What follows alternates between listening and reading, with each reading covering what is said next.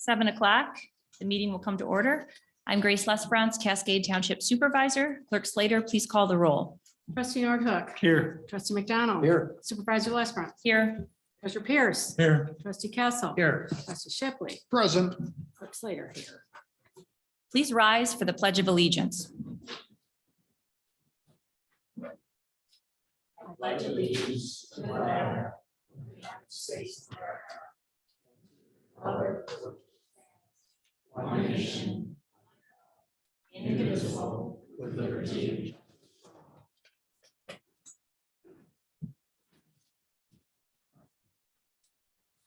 Is there a motion for approval of tonight's agenda? I make a motion to approve the agenda as presented. Support. It's a motion by Trustee Shipley, supported by Trustee McDonald to approve the agenda. All in favor? Aye. Opposed? Motion carried.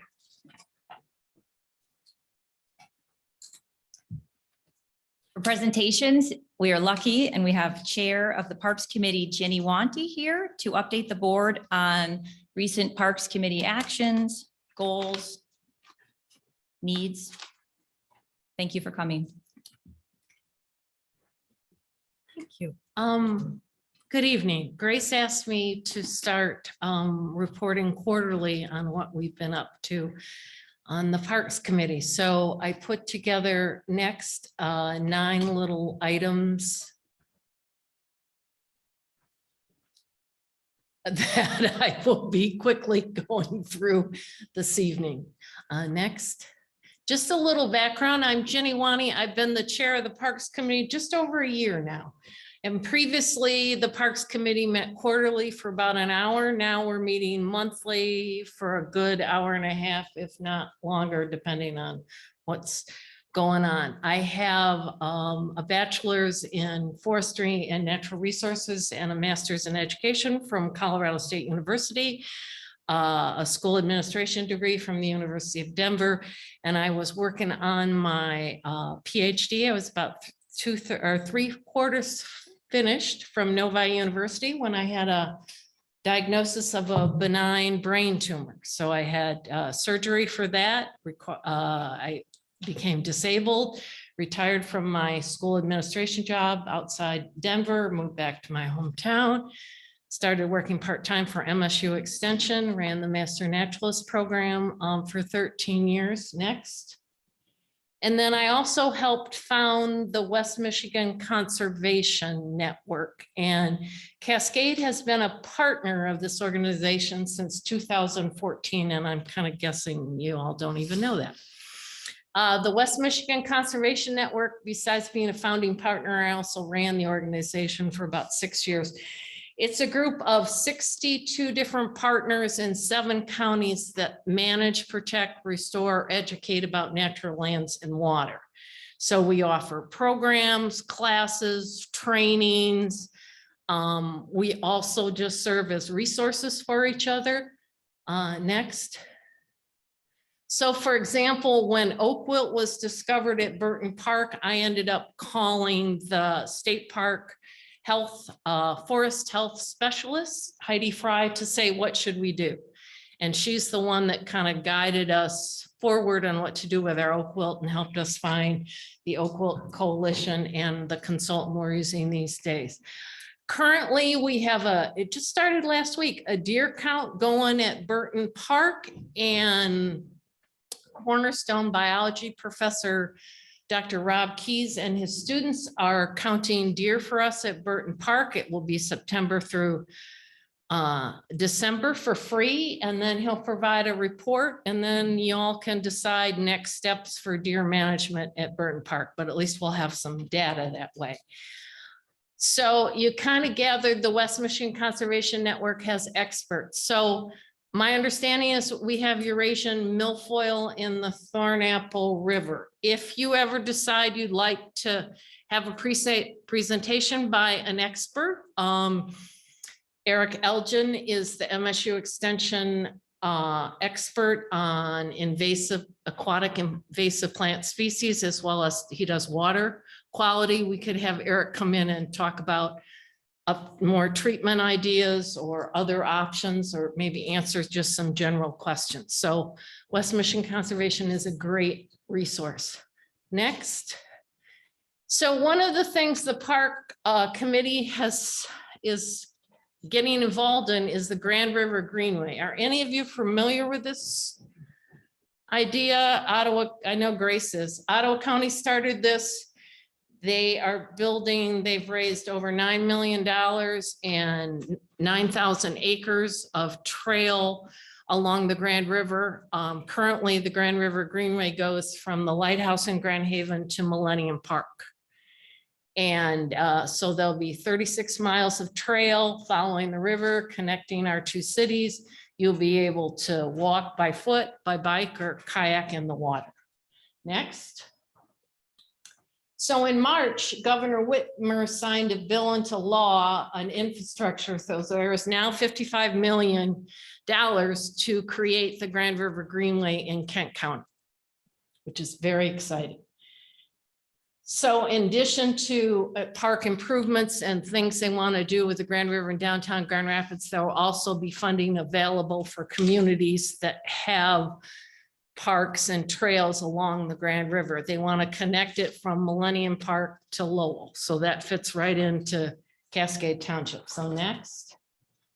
So the first meeting about the Kent County group is on Wednesday, September 28th. Cascade will be represented by myself. Grace is going, Brian Hildebrands, Mike Reese, who is on the Park or Pathways Committee.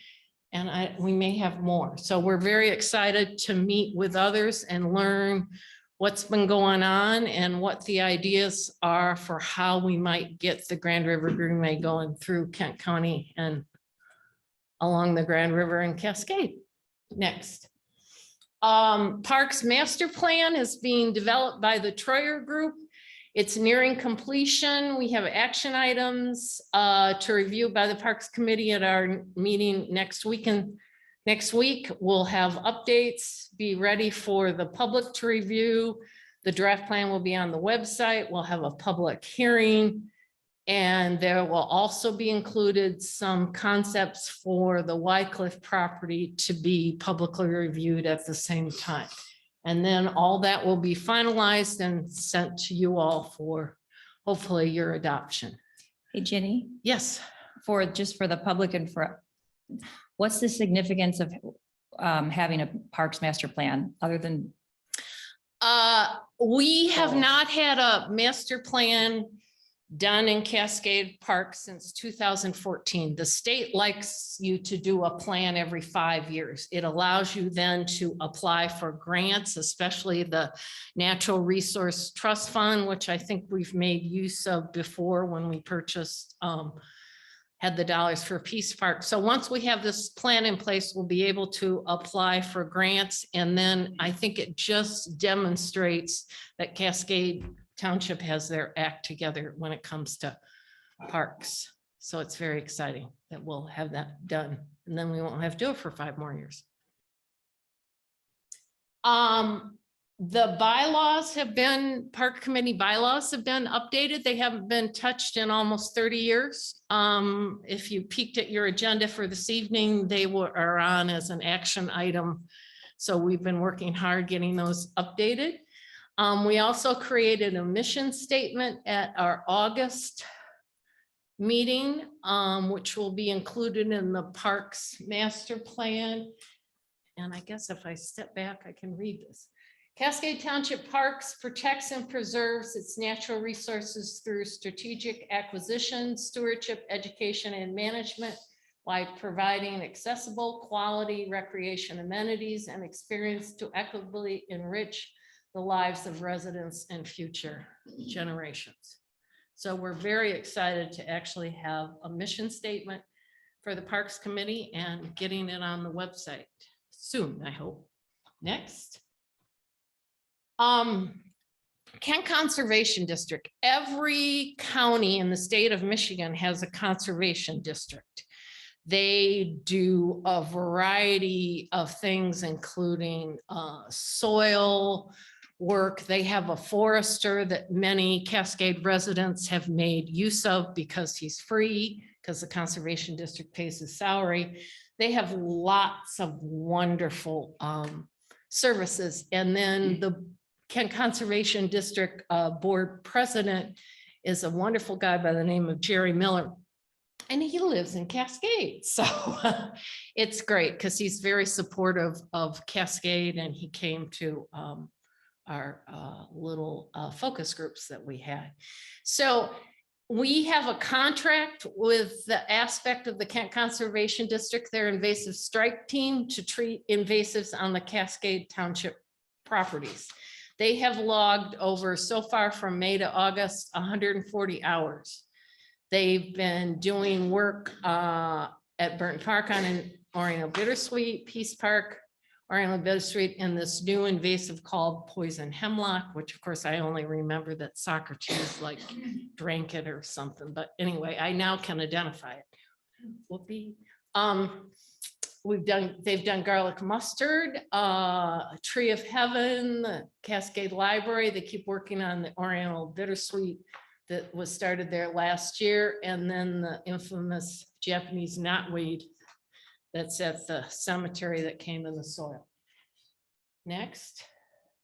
So if you're curious, this is the lovely spruce that we bought, a couple of them, to put on the new addition to the 30th Street Cemetery, and that is the Japanese knotweed that came in the soil. So you can kind of see what I previously was talking about, that it's kind of surrounded. They have since treated that.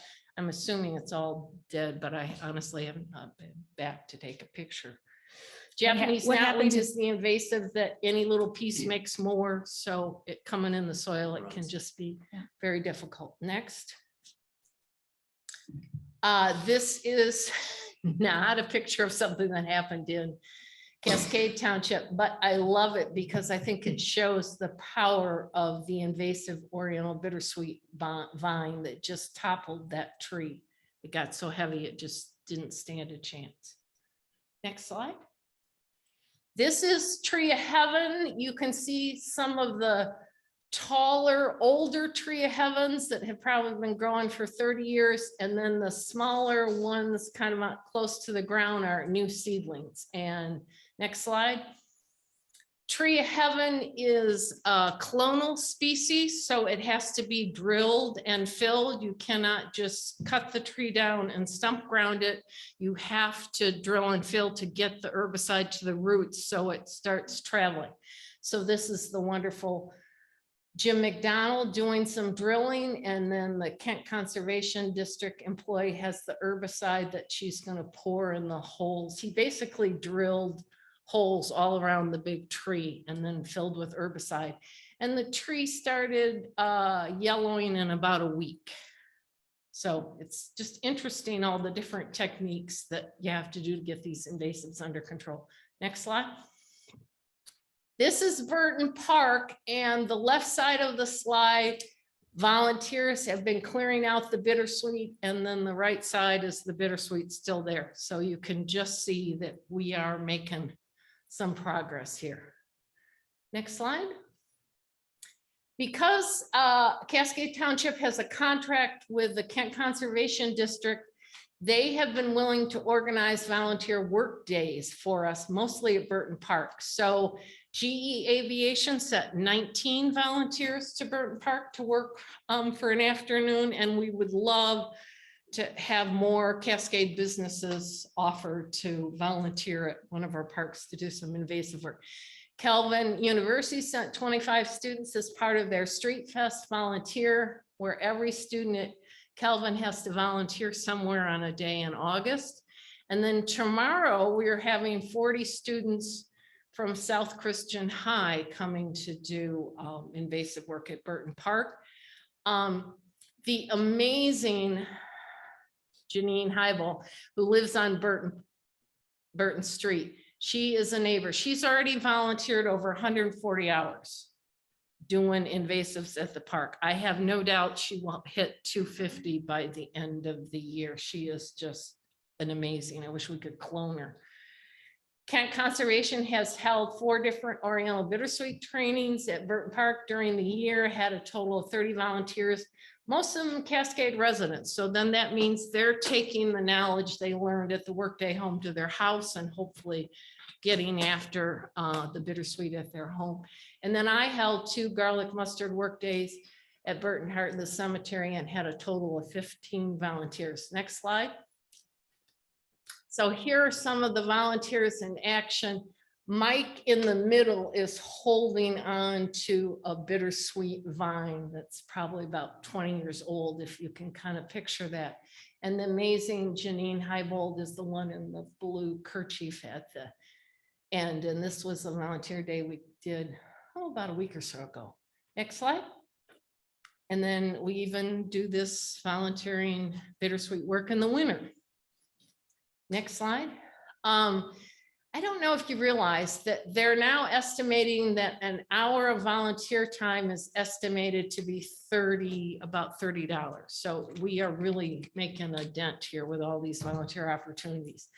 This will provide match for future grants, save the township dollars from grounds, having the grounds crew do the work, provide buy-in from residents, and just making a huge difference in the amount of invasives removed at our park. So I hope at some point, when there's a lot of time, we could figure out maybe how to even have a volunteer coordinator for Cascade Township, because it's just amazing what they're doing. Next slide. Oak wilt update. Sue, close your ears. The MSU Pest and Diagnostic Lab has confirmed we have our 2nd case of oak wilt, and it's at Snow Avenue Cemetery. The oak wilt consultant will be meeting with Jim and I on Monday to discuss treatment for the cemetery, because obviously we can't be trenching with the graves. So she's already been thinking about some options. And then there was a little glitch this week that I discovered, that we did not have the proposal for the tree company signed, but we got that straightened out today, right, Ben? Today. So the woodland tree will be removing the trees at Burton Park in the infected zone sometime in November. And we will be going through the Patterson's home. That didn't sound right. We're not literally going through their home. We're going through their yard to reach that site too, because it's just difficult to get through going through. So they're kind enough to say yes, and we will replace whatever they want replaced. And we'll be working soon at a date to figure out when in November this is going to happen. Next slide. We have created a property acquisition template or checklist. Our next steps will be to put this together with a property acquisition process, which we hope we can rope Tom into assisting us. And this would include naming, development, as well as the property acquisition template. And we hope to bring that process to you all soon. Next slide. The Parks Committee goal is to have articles including updates on situations related to parks, stewardship, natural resources in each newsletter and e-news. And I think we've kind of accomplished that. Okay, questions, comments, what? Ken? I just want to comment, I really like the cost of your program. Thank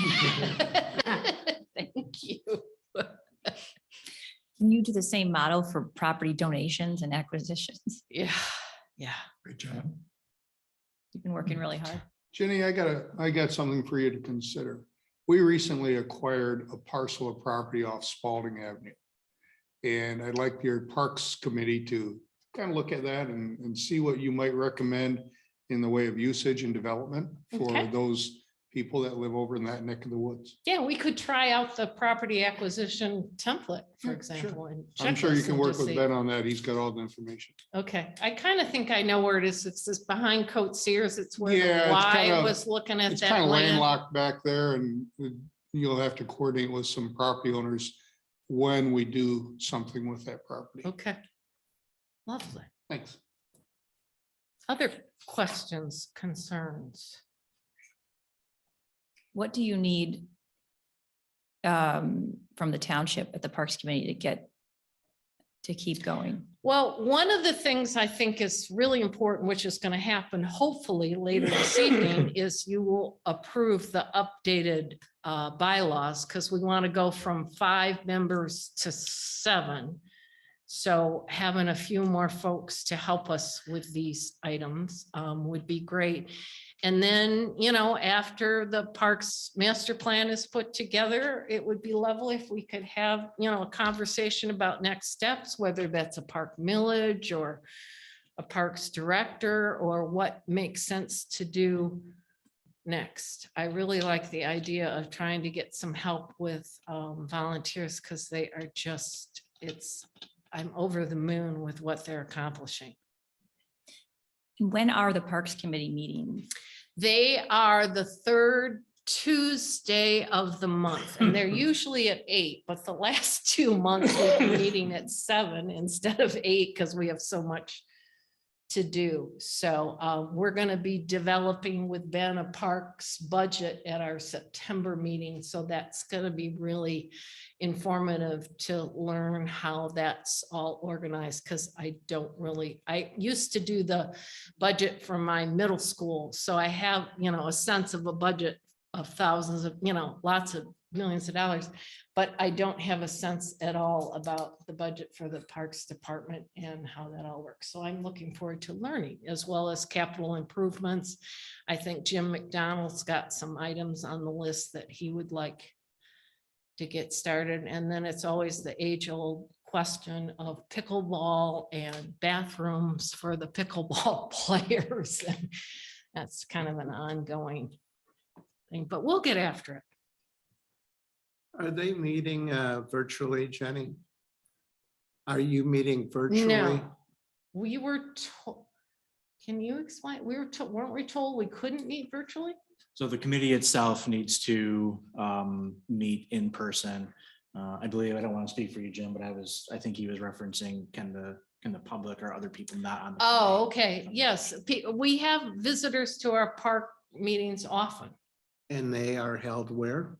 At the Township Hall and what I call the big conference room. I don't know if it has a better name than that. It's funny because when I started on the Parks Committee in November, we were doing some virtual meetings. So sorry, I didn't quite Yeah, understand. Ben your is question. right. I meant if somebody wanted to join and participate like our meetings, Yep. they can do it virtually. Yes, and there's time for that. And we also added, oh, I didn't think about this till just you said this.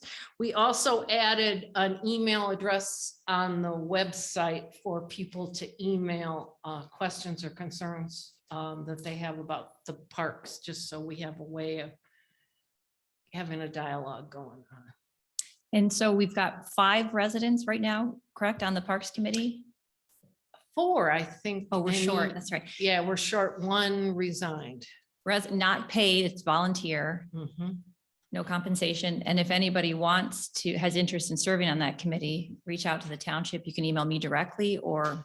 Yeah, and in fact, that's, if we have any time on our agenda on Tuesday, that's one of the things I wanted to talk about, because I'm hopeful that you will approve the bylaws tonight, and then we can get rolling on figuring out how we get more people involved. And I know with the strategic plan results, we would love to get some folks from the other side of the river. Is that the right term? That didn't come out quite right. Does anyone have questions about the bylaw modification? Jenny was part of that or behind it. So while we've got her, if anyone has, it's on the agenda tonight. No, I read through them and I thought they were really well done. So I don't have any problems with what you're proposing. Yeah, we basically made 3 changes from 5 members to 7. We straightened out the absent policy because it wasn't very clear, and we had a Parks Committee member that kept missing our meetings. So we wanted to get that kind of hammered out. And then we changed the time frame for people from the public to speak to match what you do from 5 minutes to 3 minutes. And then we had the attorney review everything. So I think they're really good to go. Thank you. I didn't want to get out. No. Just kidding.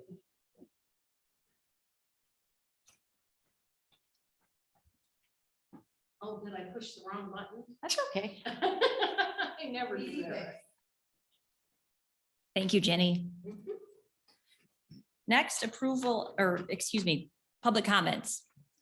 Anything on tonight's agenda, please limit your comments to 3 minutes and state your name and address for the record. Welcome, Mr. Everybody Izzy. Run up too quick. Scott Rishi, 7238 Cascade Road.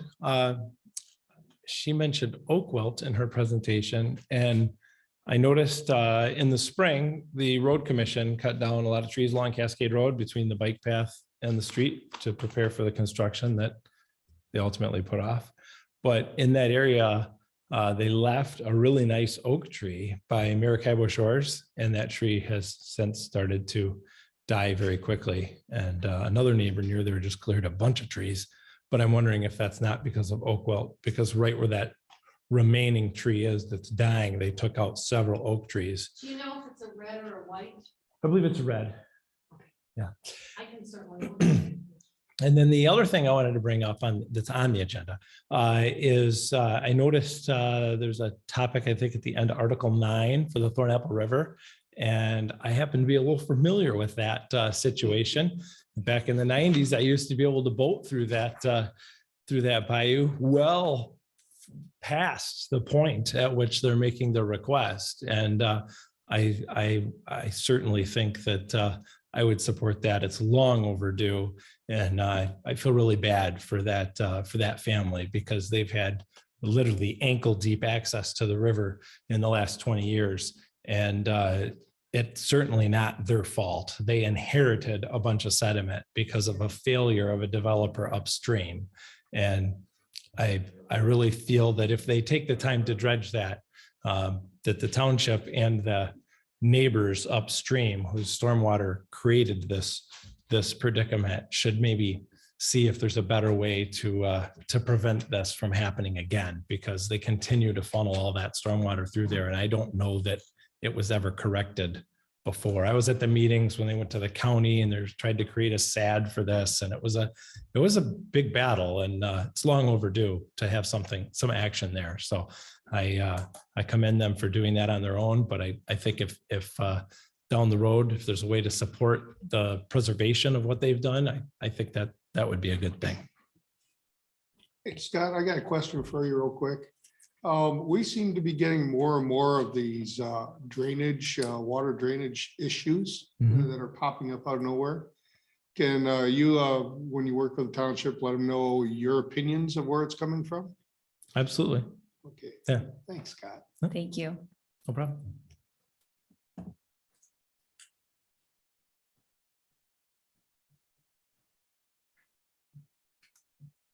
Any other public comments, either in person or do we have anyone virtually?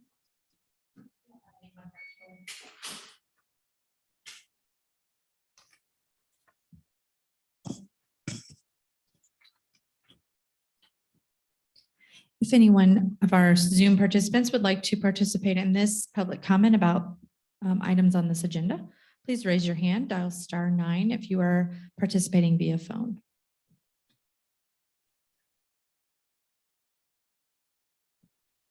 There doesn't seem to be anyone on here.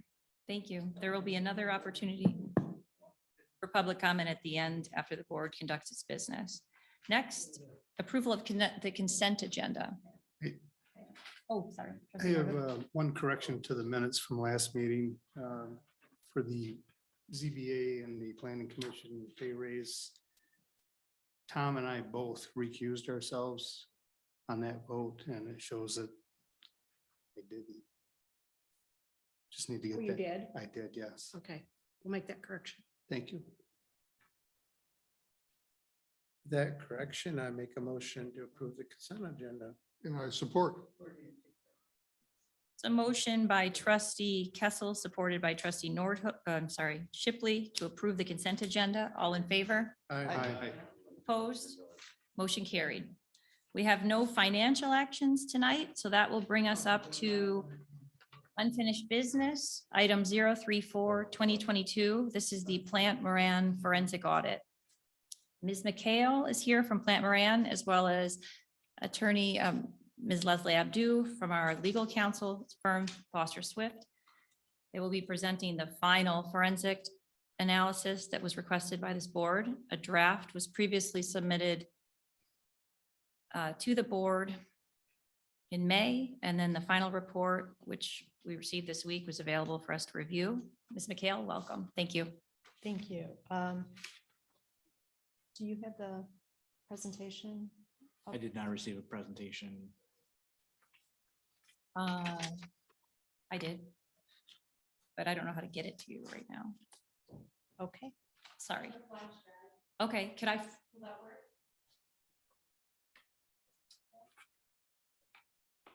If somebody has a presentation on a flash drive, I can.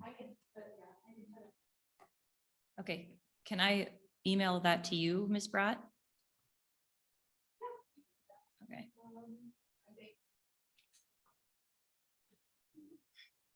Did every board member, every trustee receive the Plant Moran presentation today? Received a copy of this, not Yes. presentation, Did you receive an email today from Plant Moran, a PowerPoint presentation? not before 6 o'clock. No. The presentation was just meant to be uploaded for tonight's. It's just, again, similar to what we presented the first time, just highlighting those changes and edits that you have in the report. I apologize. So this was sent, you sent it this morning. Correct. It was just meant to speed the process along, so you didn't have to go through all the report pages.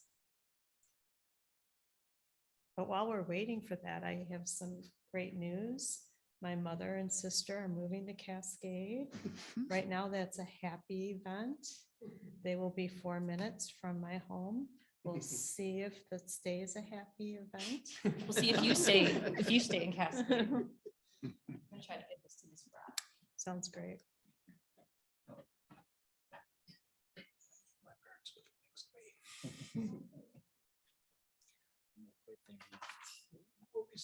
Oh, you will be. Oh, yeah. Yeah. And I also want to thank the board for their patience. I had COVID for 8 weeks. So, yes, it was quite an unpleasant ordeal. So. I have to commend- Electronics, I'm sorry? the wonders of electronics. Yes, thankfully. And I have to say, I thought Bob was scary. What you just showed us earlier was quite scary. And I recognize some of those invasive plants in my yard, unfortunately, so. Can't Conservation District can help you with that, or we come to a workshop and I'm- teach it. I may have to join the committee. Yeah. And there was a great article in the newsletter about invasive. Not fun, not fun at all. Mhm. Sorry about that. I That's just, okay. I got it, looked at it and moved on with the day. I didn't realize No worries at all. let me check. Not quite, almost. If necessary, I can always wing it.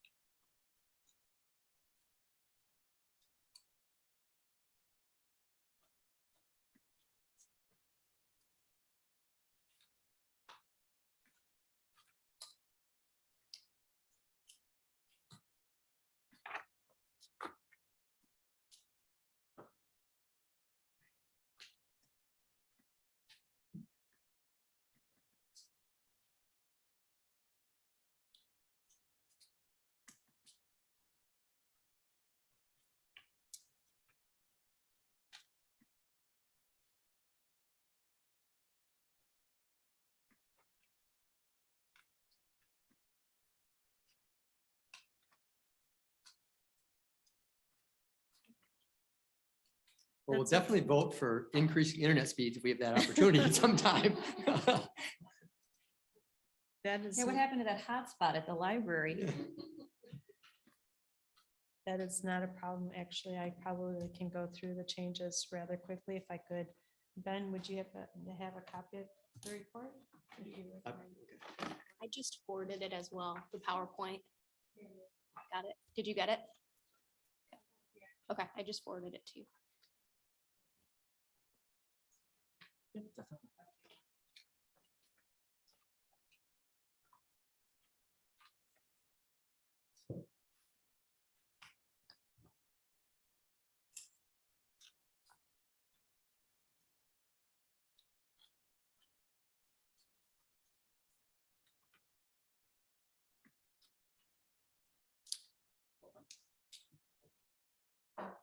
I had other talents. I can't sing, I can't dance. Sorry.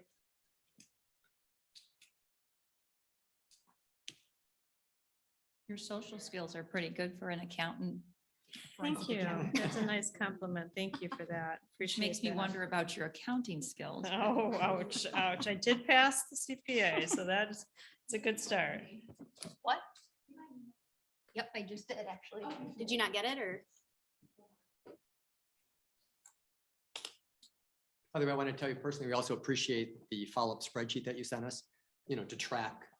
You said it's a common tool that you use, and that's very helpful for us to look at the items, the recommendations, prioritization, the task list, and then we can put potential dates down. It's just a nice tracking tool. I'm glad I Yes, it actually put it in the PowerPoint to mention it to, and was going to ask if that has been utilized, if you're using it as an update tool since we've last met. I think I sent it in June. Mhm. And so I'm not sure what the status is. Then I think we're waiting for the final report. Is that it?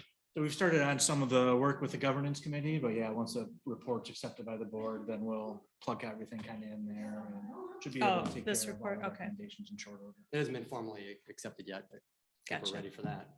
That sounds good. Well, thank you for that compliment too. She's pulling it up. Okay.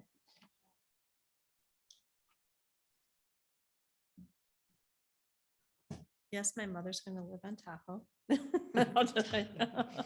So should be interesting. We're very excited. Where's she coming from? East side of the state. My father passed away in December, and so both my brother and I live here.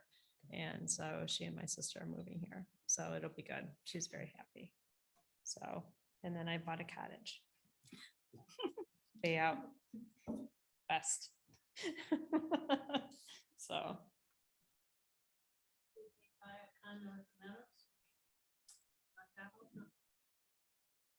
I don't know if that's called the Meadows. Is that, it backs up to the golf course?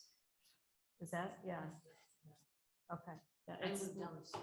Oh, good, good, good. Oh, wonderful. Yes, we. Since I don't have PowerPoint on this laptop, I can't save it. Okay, So I'm sorry. that's okay. I can wing it. Do you I have a appreciate- laptop, Leslie? I do. Well, I haven't.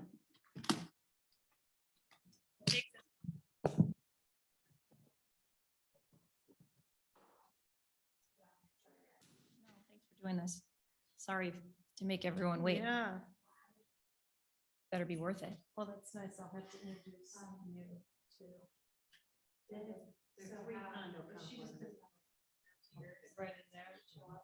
You can either get it, if you can't put it on a zip drive, she can plug right into the,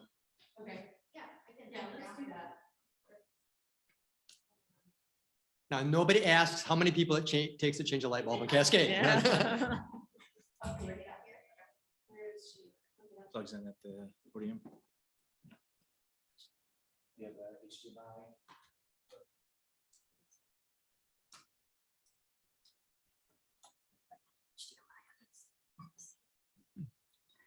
Four, John. Four. Here we go. Trying to keep it light, just trying to keep it light. Say all that hard work. preparing that. No, that PowerPoint, no, it's fine. Just as clear. Absolutely fine. Thank you so much. So I think she can switch it. Thank you. Thank you. Okay, here we go. So as we remember, as Grace mentioned, we did prepare our report and present it in May 25th. And we put it in draft purposely because there were additional questions that we anticipated would be asked about the report. And therefore, we have added commentary in red, as well as some additional documentation to answer the questions that were posed during that May meeting. One of them was the River House invoices. So attachment 11 has been added.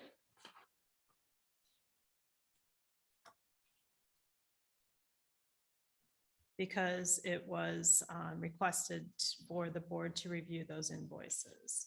Those invoices have been sent. They may not be attached to the report you received, but they have been sent to, I believe, Supervisor Grace. I asked for them today because I was looking through the report and saw the additions in red or exhibit, the reference to it, but I never received it. So I reached out to Foster Swift. And then I got that today. Okay, And what was it? 88 pages of the invoices for River right. House? I mean, it's quite voluminous, so.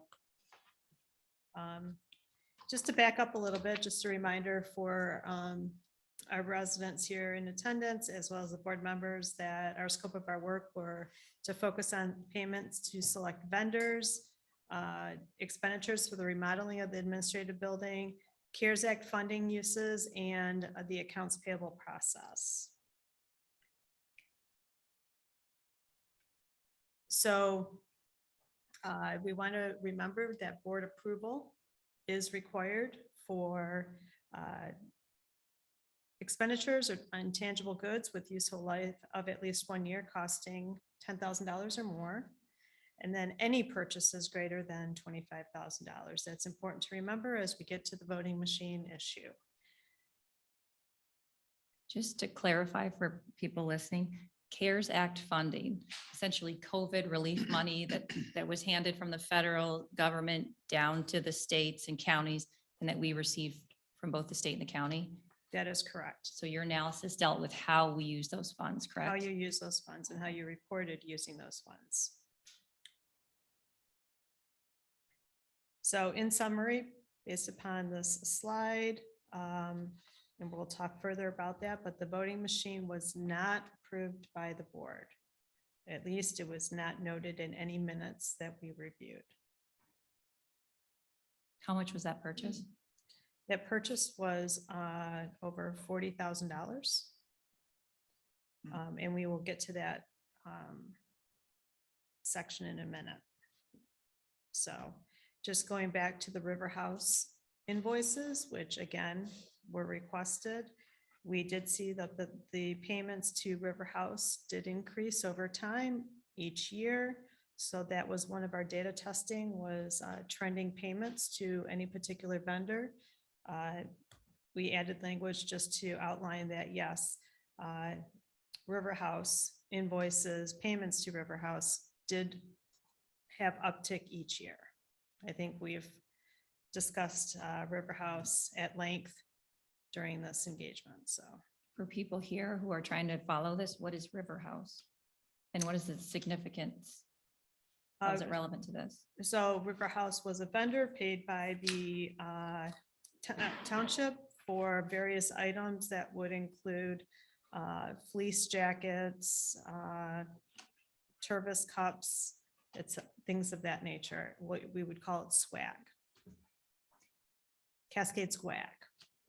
So, Ms. Abdu, I guess to flesh it out, what are any concerns or what are the issues that you saw with this River House vendor? Yeah, so it's my understanding that the River House vendor was associated with the former township supervisor. Additionally, what these items were intended to be purchased for were, I believe, employee gifts, which is not a proper public expenditure. I believe we prepared a memo for the board back in July of last year, talking about kind of what the analysis is for how we evaluate whether something's a proper public expenditure or not. One of the big issues is it for a specific public purpose, and whether or not there's some sort of statutory or case law authority that allows the public body to expend funds for that particular purpose. And for employee gifts, there's no public purpose that's being, generally speaking, given to the public. If it's an employee gift, it's not something that's being purchased for some sort of value. And again, that's one of the big key factors we look at. And there is Attorney General opinions on point that talk about those kinds of issues, similar to purchasing coffee for employees or making charitable donations to nonprofits. All of those sorts of things are not typically proper public expenditures of taxpayer dollars. So we did have some concerns related to these expenditures and, the fact that they were not, given for a kind of bargained for consideration that we would normally request for something like that. How many employees were in River House that you saw? We would have no information as to how many employees River House has. It looked to me when I looked at the paper, it was one employee, and then what was the relationship to the township? Or that employee's relationship to the township? So as Leslie mentioned, it's was the former supervisor who owned that entity or owns that entity. Whether or not he has employees, I would not have that information. But not all the expenses were related to gifts, right? There were some uniforms and hats and things for the buildings and grounds, fire department. I think those were all in there too. So they weren't all gifts, just part of it. Is that right? It's my understanding is that there were, polo shirts, I believe, some other merchandise that was worn by employees that had the Cascade logo on it. And our memo talked a little bit about how we evaluate whether or not a uniform would be considered a proper public expenditure. One of it being, whether or not it's something that is specific to their title or their role. For example, purchasing, utility boots for a fire suit for a fire department or member of the fire department would be something that you wouldn't normally wear outside the scope of your employment, which is one of the factors that we look at to determine whether or not a uniform is considered a proper public expenditure. So in these instances, uniform we might need more information to determine whether or not those specific pieces of clothing were considered necessary for the role or something that you wouldn't wear outside of the scope of your employment. But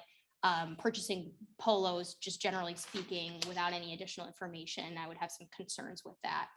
Your memo is really clear as far as what's proper. Government entities are different than private businesses because it's taxpayer money, it's public money. So all taxpayer money has to be spent on a public purpose. And it's pretty clear in your legal memo that for this River House DBA, you define uniforms are proper public expenses if they're mandatory and they're unsuitable for everyday wear. For instance, steel-toed boots for buildings and grounds, mandatory and it's unsuitable for everyday wear. Quarter zips, fleeces, t-shirts with the township emblem on them that are not mandatory for your work would not be considered a uniform. And then as far as gifts, employee appreciation gifts, is it a proper or improper for a township, a public entity to purchase those with taxpayer funds and give them to employees? It would be improper. I think there's been some discussion as to whether or not it's, a morale boost or something like that. But I think you could apply that to a lot of different types of gifts. And there's pretty clear case law that talks about, draws the line there that if there's not any sort of direct benefit to the general public, that it's not appropriate. So I would not consider purchasing gifts for employees, or same as if employee's family member passed away, you couldn't purchase, unfortunately, floral arrangements or something to that effect. It's a very much a bright line rule under Michigan law about what you can and can't spend money on when it comes to employees. Tervis gifts or Tervis cups for employees? I don't think that that would probably be appropriate. Then I'm, just to extend this then, I see a lot of Forest Hills, our school systems, teachers, students, other people I know who work in the district, wearing Forest Hills wear that they get from the schools. Does that probably fall in the same line? They pay for it. Depends on how it's funded. Is the school purchasing that for personnel? Big no-no. It's public money. Themselves. So we've got from 2014 to 2021, $46,886 of this type of that the township with public money purchased from the former supervisor's company. Is that accurate? That is accurate. What's the, can you go through, or Ms. Abdu, can you go through the, what the approval process was for those expenses? Do you have that Purchases. information, Michelle? So because they were smaller than required, they did not fall into the requirements of multiple approvals. It was approved and paid. It's less than $10,000. How was it approved? Specifically? I guess, Ben, that would be a question for you also, I suppose, if you know. Yep, so the department head makes the order, and then I approve the payables, and they're processed, and then two of myself, the clerk, deputy clerk, and the treasurer, deputy treasurer sign off when they're paid, and then the final list of payables comes to the board to pay after that. So the board technically, in what form? Where in the agenda, or where is that approved? That's by in the the board? financial actions. Which would be part of the consent agenda. Sometimes. Financial actions are separate. Oh, It okay. was when I started it, where they're often combined. Were there multiple bids on any of this stuff? Some of these were pretty good sized purchases. Were there other companies bidding on it? Yep, so Chief Majors and his team in the fire department did bids on a semi-regular basis. And then the uniforms in the buildings and grounds department and the building department would kind of piggyback on that when they did that. Did you find in your, any evidence that these types of purchases, gifts, employee appreciation gifts, and clothing that doesn't fall under the uniform definition, did you find any board discussion, approval, or, specifics about that? Nothing about that. Frankly, we viewed this particular issue on a different scale in that we didn't find a conflict of interest policy in place, which I think is more important, especially now that we're having this discussion. So granted, $47,000 was spent.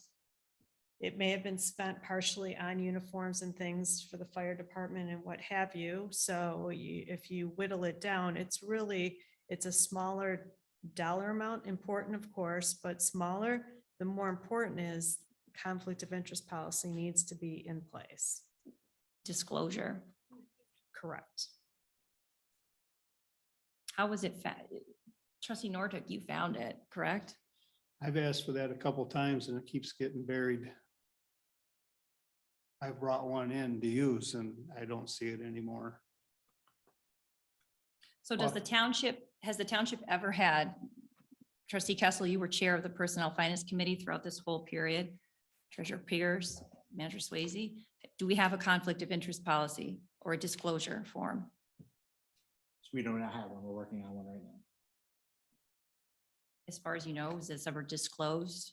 Because what I saw is it was in the form of the consent agenda or financial statements, just a line item that just said River House. And then it took Trustee Nordhook looking into what River House was. Any additional disclosures beyond that you know of? Nothing written. When I came in, it was my understanding, it was common knowledge that Supervisor Bain ran that company. I think we could put a policy in place and we should do so. It'd be pretty simple. It's Cascade Township shall not buy, procure, or purchase any goods or services from any employee or any board, etc. I don't agree with that. No? And the reason I say that is sometimes it's appropriate to utilize a vendor that may be related. but it's about the disclosure. Mhm. That's the piece. Yep. So for example, maybe someone in Cascade who's part of the bidding process gives you the best bid to build a shed. It's a good use of tax dollars if they are the best bid, even though they may be on a committee or part of Right. of But I Cascade. didn't finish what I was going to say, I'm sorry. which was Cascade should not purchase or procure goods or services from any employer, any member of any board, committee, or commission, unless it goes through a process. Proper Correct. disclosure. Right, proper disclosure. And proper disclosure, Right. yes. Well, I mean, we can write that policy in 10 minutes. I think we should. Why did it take 7 years to get it? Yeah, I agree.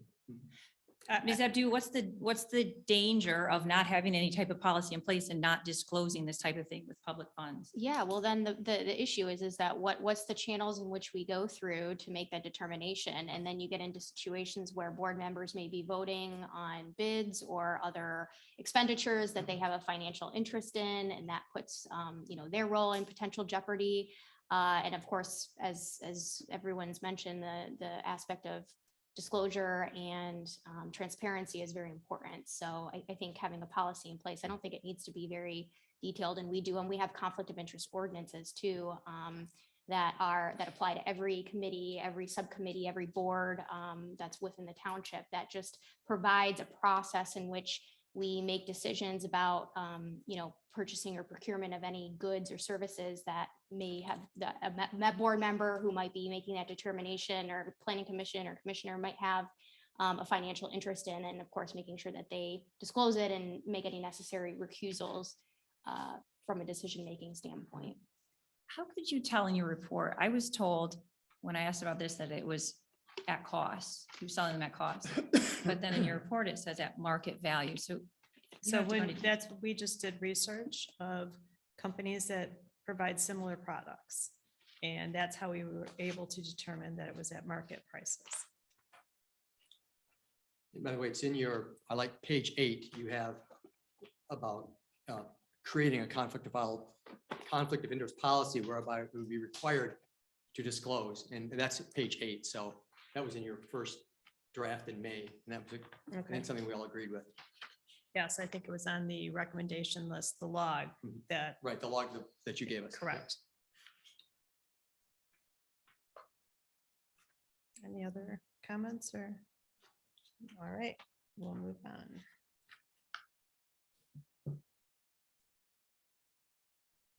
So the remodeling of the administration building, there was a discussion regarding the estimate and what the actual cost ended up being. And there was a preliminary estimate of $550,000 for the renovation without yet having construction bids that had been presented to the board on December 11th of 19.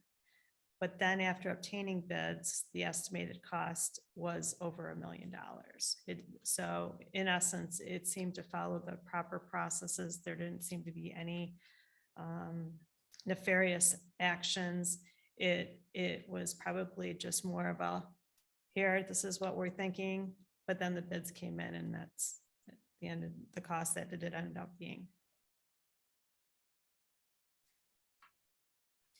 Relevant to know when we're about to start construction on the largest capital improvements project to date in Cascade, the fire station.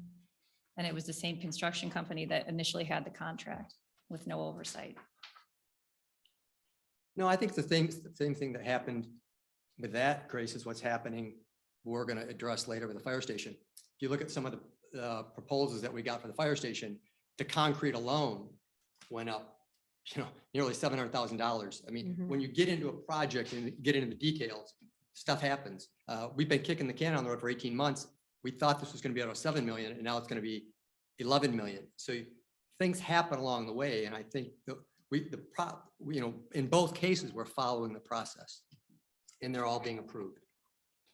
Sort of, I don't. fully- Not sort of, they You need were. checks and balances, and when you look at the memo that was presented to the board for the 550 estimate, Mhm. pretty similar to the memo that was presented to the board ultimately to approve up to the 887,000 or whatever, but the ultimate price being 1.1. So I don't think there weren't specifics about material cost skyrocketing. It was ADA compliance is needed initially. ADA compliance is needed and I don't think it's the same at all, Tom.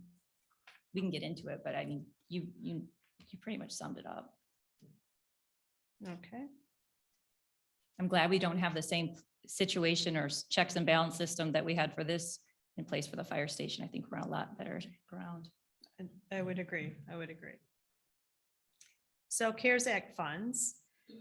If you recall, the township received over $500,000 of CARES Act money, both from the state of Michigan and Kent County, where there was a significant concern, I'll call it, was regarding the voting machine. We discussed the Dell invoice that was submitted twice, and we talked about how that can be corrected, and we'll go over that later.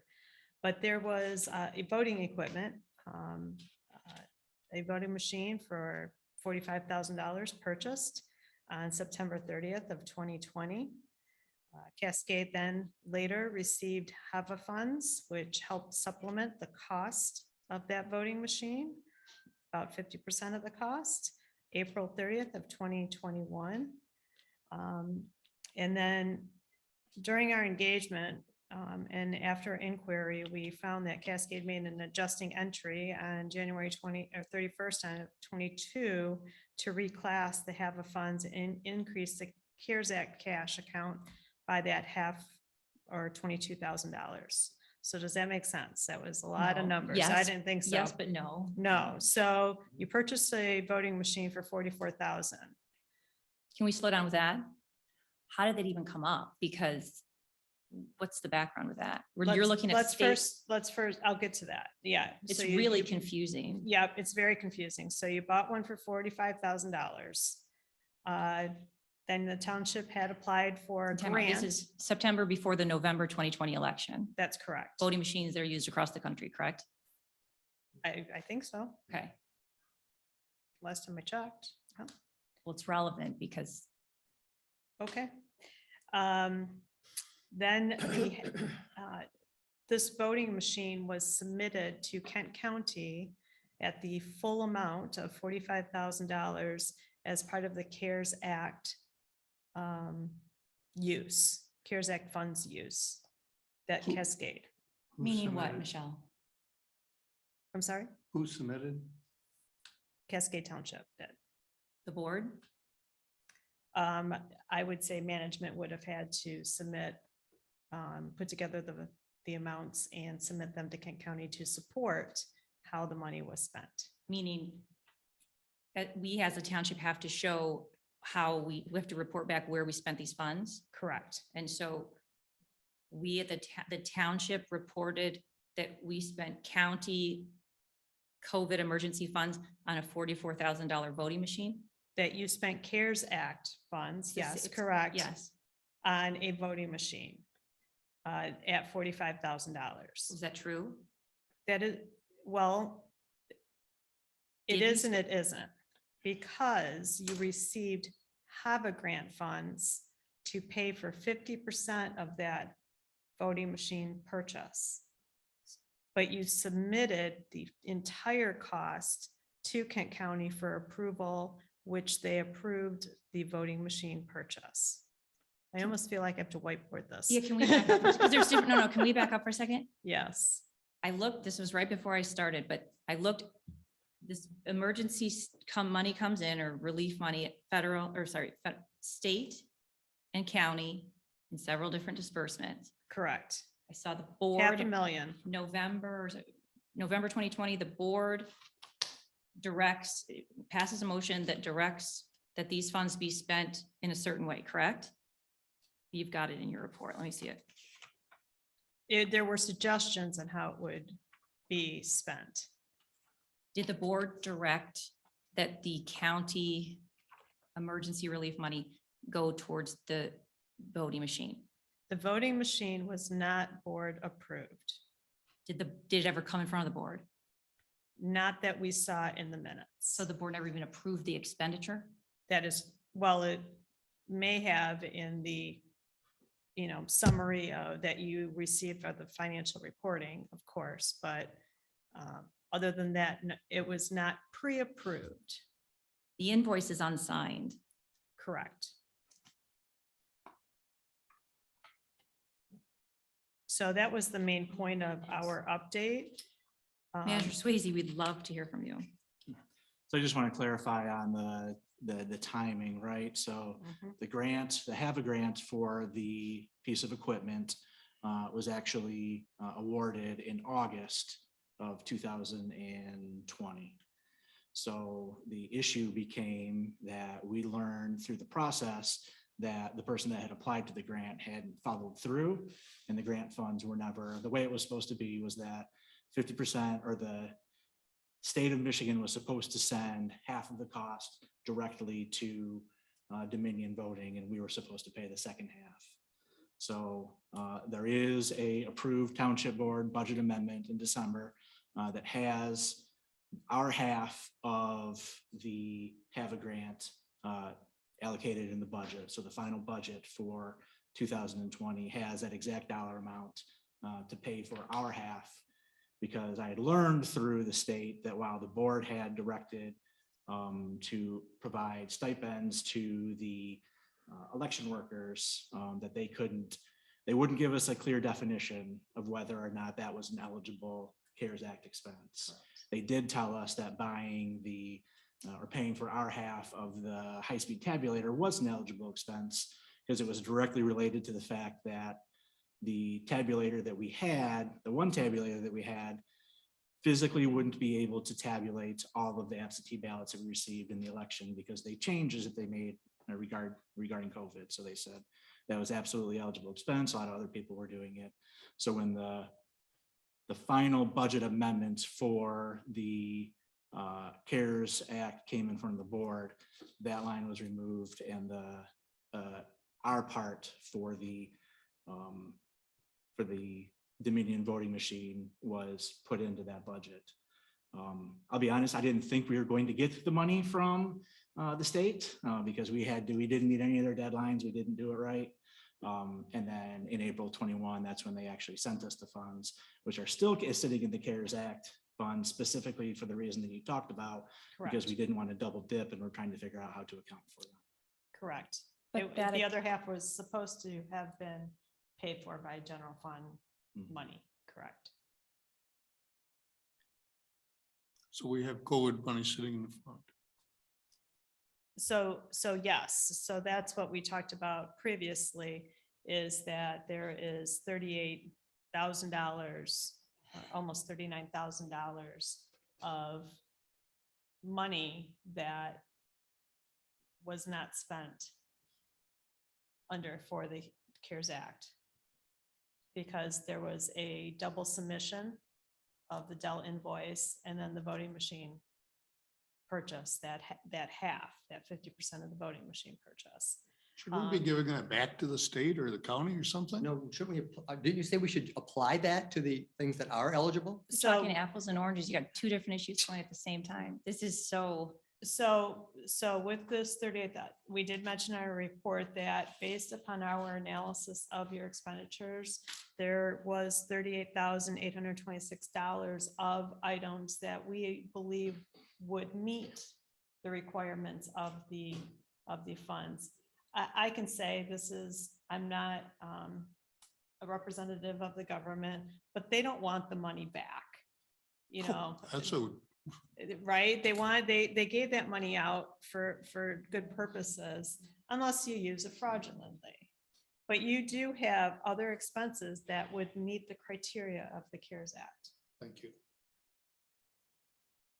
So your suggestion is that we apply that extra money to those specific items that are eligible. I think what we talked about last time was that you identify those, you memo those, you set them aside. And if there's ever an audit, you have that document.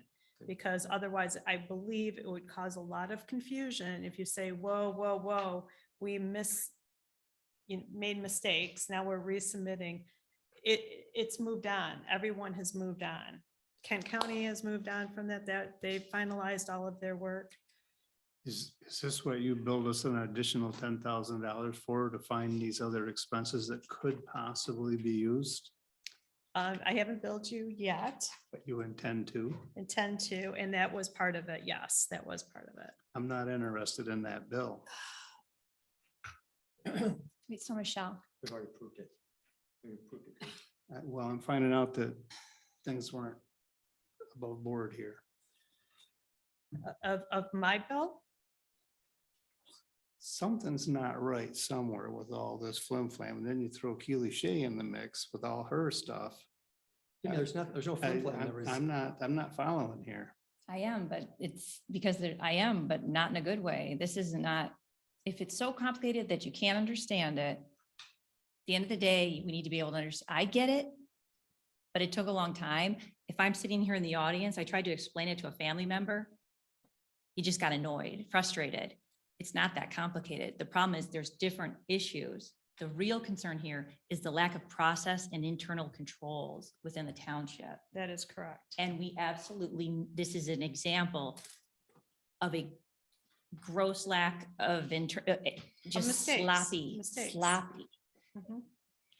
And arguably more than, I mean, ultimately, our job was, you were looking into how we spent and whether it was proper.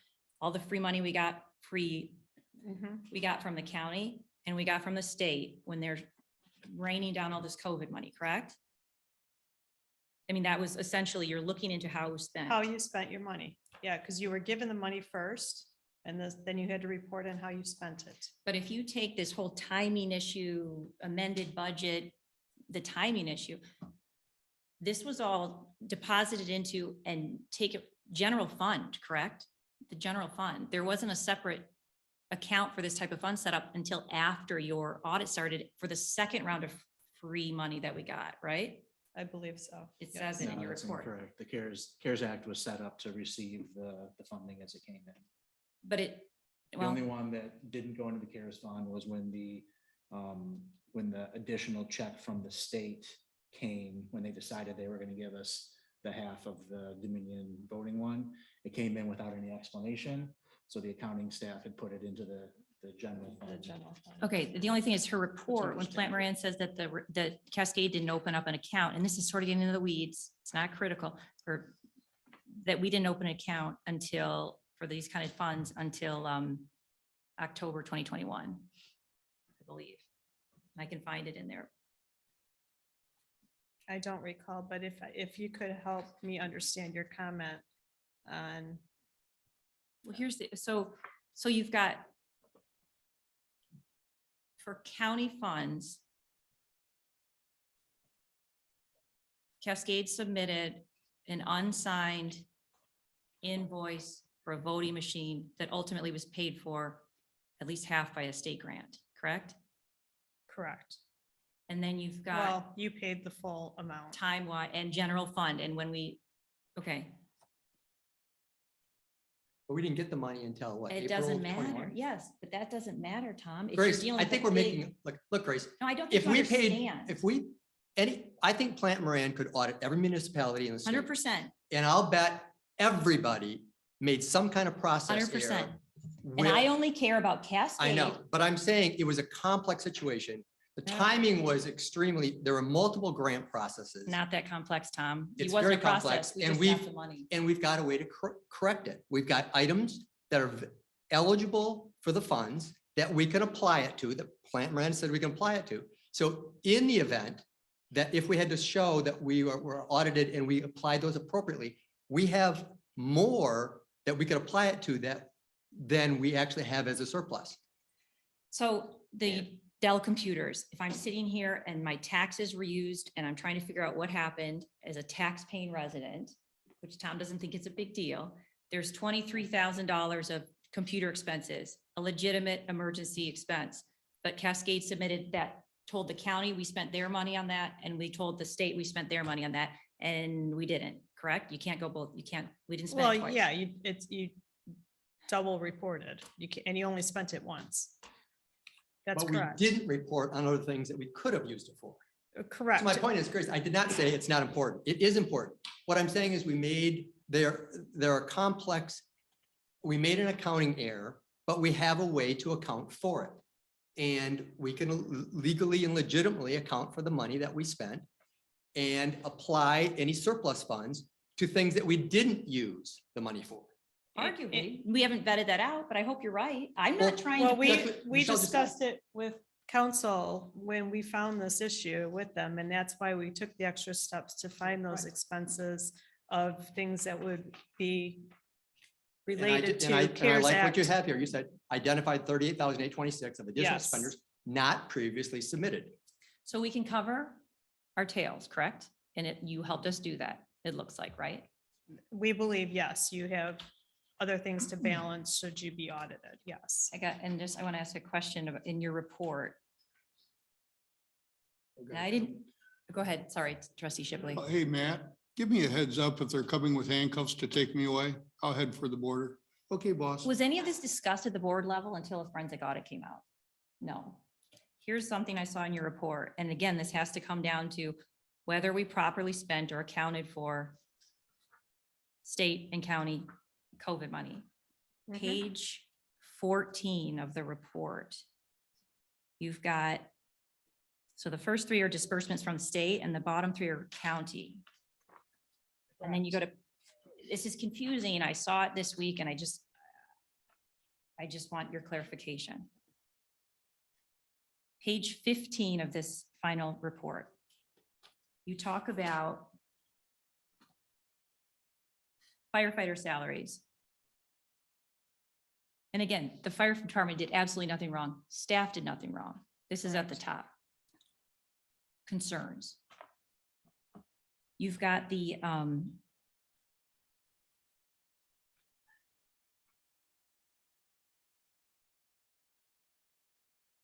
PSPHPR award of 171,000. So basically that's state money Mhm. was used to cover firefighter wages paid on the following dates, and that includes May 12th. So this is important. May 12th and May 26th. Okay, you see that? I do. So that's saying state, we use state COVID money to cover firefighter salary, a legitimate expense for the 2 pay periods in May. Okay, Okay. then you go down to the next, the very, skip one paragraph, the CRF award of 217,000. So that's another sprinkling of money, but this one's a county money, correct?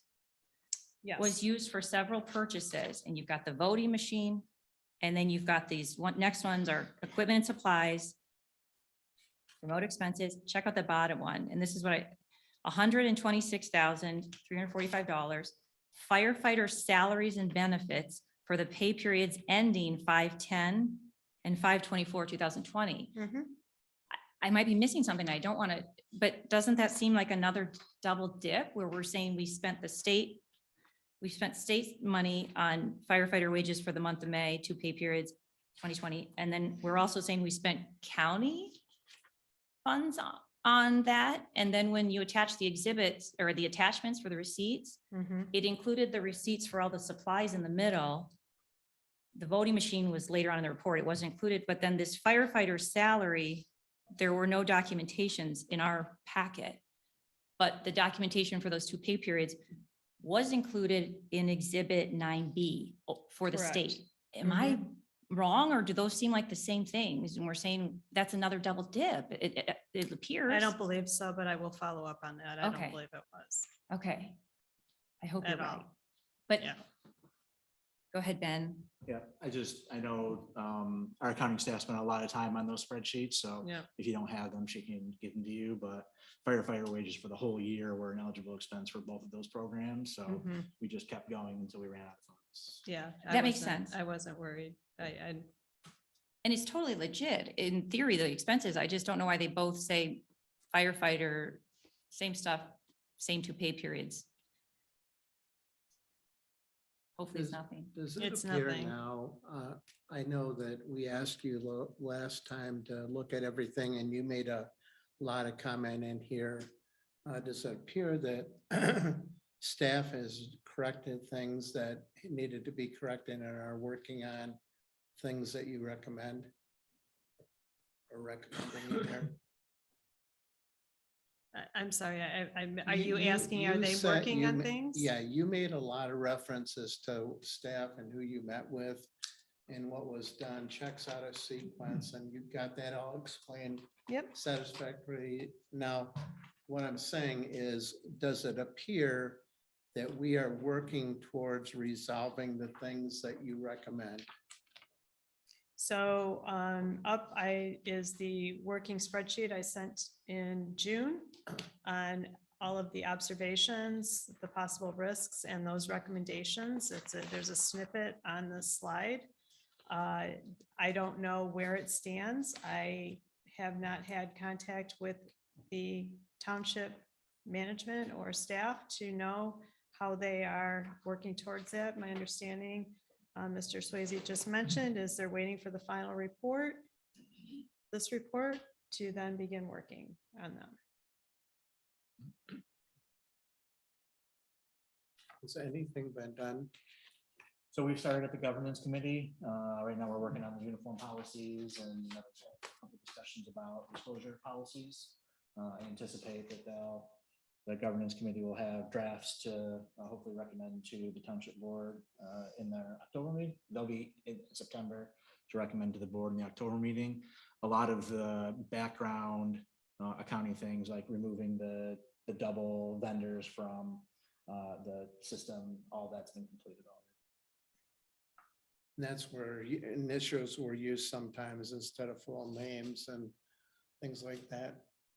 I'm sorry, what was that? Initials were used in place of a full name sometimes. I guess I thought that was okay. I didn't see that as a. It was commented on. That in one there. you can have, don't worry about that one, Ben, you're fine. Is our action to then accept this report?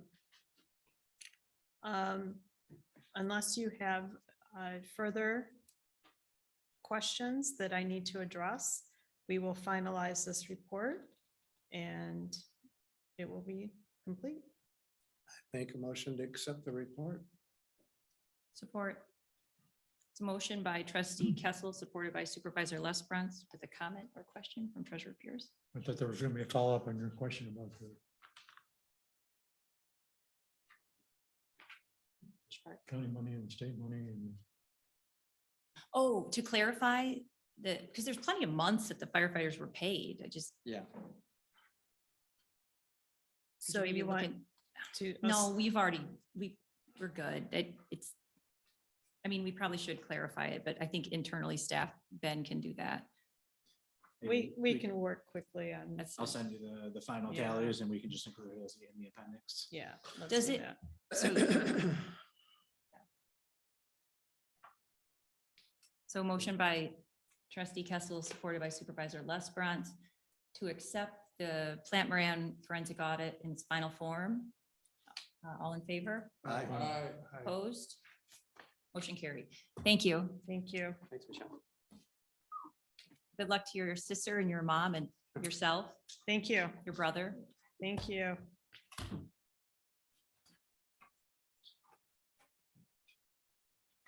It was clear as mud. I think we're in great shape. No, I don't want Not to you, hear it's that. not you. I'm just, Oh, sorry.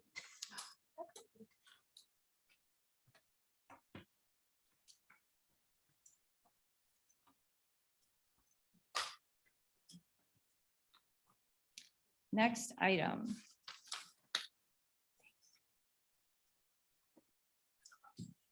Zero 2022, a resolution for road closure for Hidden Hills Court. I will tackle this one. This is the annual Hidden Hills Block Party. They've held this at least for the past 7 years, I believe. It is nice they moved it to a court. They used to have it on a road on both open ends, but they're asking for a road closure on September 18th from 3 o'clock until 6 o'clock. This is old hat for us. Both Chief Majors and Deputy Diapa have reviewed the request and don't have any concerns with the road closure. I move to approve. Support. Comments? I think that these block parties are fantastic. It brings the neighborhoods together. We have several neighborhoods that utilize these block parties. And I think that it should be embraced and supported in all possible ways. That's all I have to say. Do we have the motion on the table? I Trustee move McDonald, support. supported by trustee Kessel, with a comment from trustee Shipley. All in favor, or Clerk Slater, please call the roll. Trustee McDonald. Yes. Treasurer Pierce. Yes. Trustee Kessel. Yes. Trustee Shipley. Yay. Trustee Nordhook. Yes. Clerk Slater. Yes. Supervisor Lesbrunz. Yes, motion carried. 068-2022, construction bids for the fire station #1 project. So Triangle Associates has concluded the bid packaging, bidding and buyout of bid package for the Cascade Fire Station #1 project. So bids were let in early August and due on Monday, August 29th. They were opened by the project team, including chief majors, and bid interviews were conducted August 30th through September 1st. So based on the project pricing and bid interviews, Triangle submitted the proposed bid awards, which are detailed in the document that I provided in your packet. It should be noted there are a few instances where the apparent low bidder on bid day was not recommended for award. This may have occurred because of an incomplete bid, a modified bid, a poor experience with the bid, or a bidder that failed to pre-qualify with Triangle as required. Nick and Brianne from Triangle are here to go over them in detail. Of course, Chief Majors is here as well.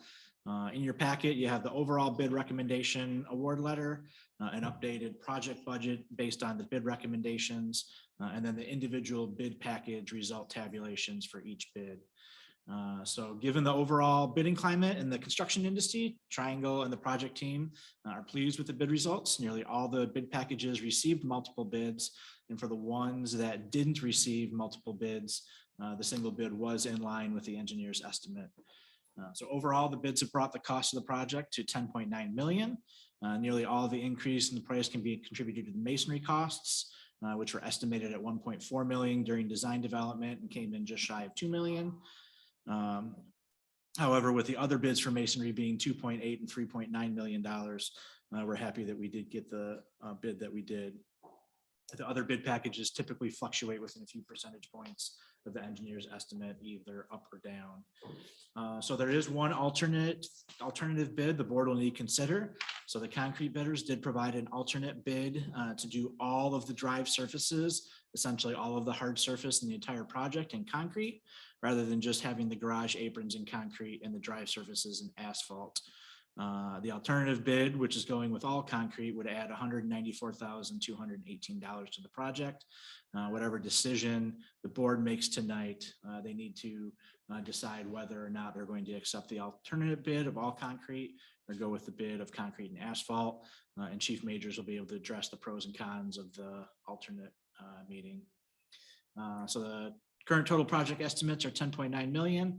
As we talked about multiple times, the project's being paid through a combination of bond proceeds, which will be serviced by our increase in constitutional revenue sharing and cash on hand. With that, I think the real experts should come up and talk about the project. Don't be shy, Chief, you come up too. Good evening. Good evening. Just one note to add to Ben's report. There was actually 2 alternates on bid day. The first one was for a quartz countertop at the kitchen. On our summary sheet, that is included with the work category totals after a conversation with Ben and Chief. That was recommended to be included as part of the base approval. So alternate number 2 is listed on the second page below the line, which would be a add of the 194,218 to that base bid if that is accepted.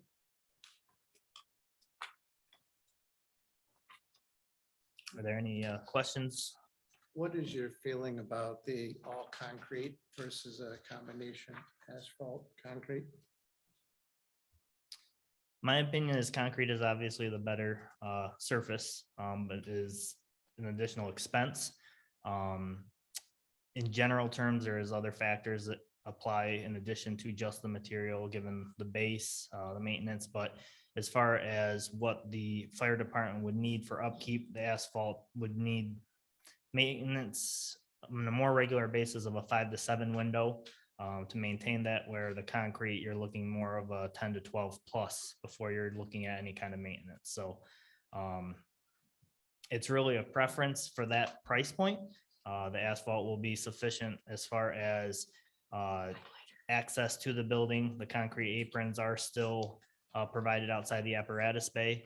But concrete is the better option, but it also comes at a cost. Chief, what do you want? I'll be honest, I don't have a preference on asphalt versus concrete. Fresh asphalt looks really nice. Shareable. If you go with asphalt, I would recommend that consider every 5 years a budget. I can tell you from my experience, looking at the two stations, asphalt sucks. Okay, I think that you would, from my opinion, for the board, I think that they'd be far better off without concrete. Yeah. And a good quality concrete. We're talking limestone mix. Well, you're running fire trucks out of there all the time. I And agree. it's A lot of wear and tear, so. What was the thickness of all the concrete? I believe it was there was 2 different thicknesses defined by the heavy duty asphalt versus the standard duty. The only locations where the standard duty was the parking out front. The remaining loop that would the trucks would drive on was all defined as heavy duty. I'm not sure the thicknesses, but they were in line with being a heavier duty paving. I believe it was 8 inches, but I would need to check the documents to confirm that. And the concrete? I'm sorry, that 8 inches would be for the concrete. The asphalt pavement was a thicker profile for the heavy duty as well. And I don't know those dimensions off the top of my head.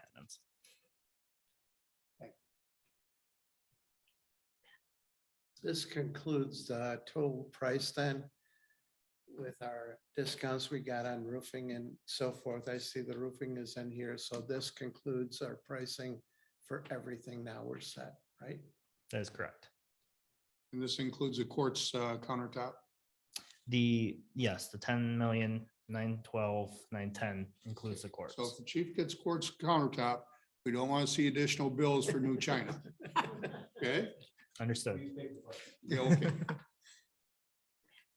I'd make a motion. Wait, hold on, Manager Swayze, go ahead.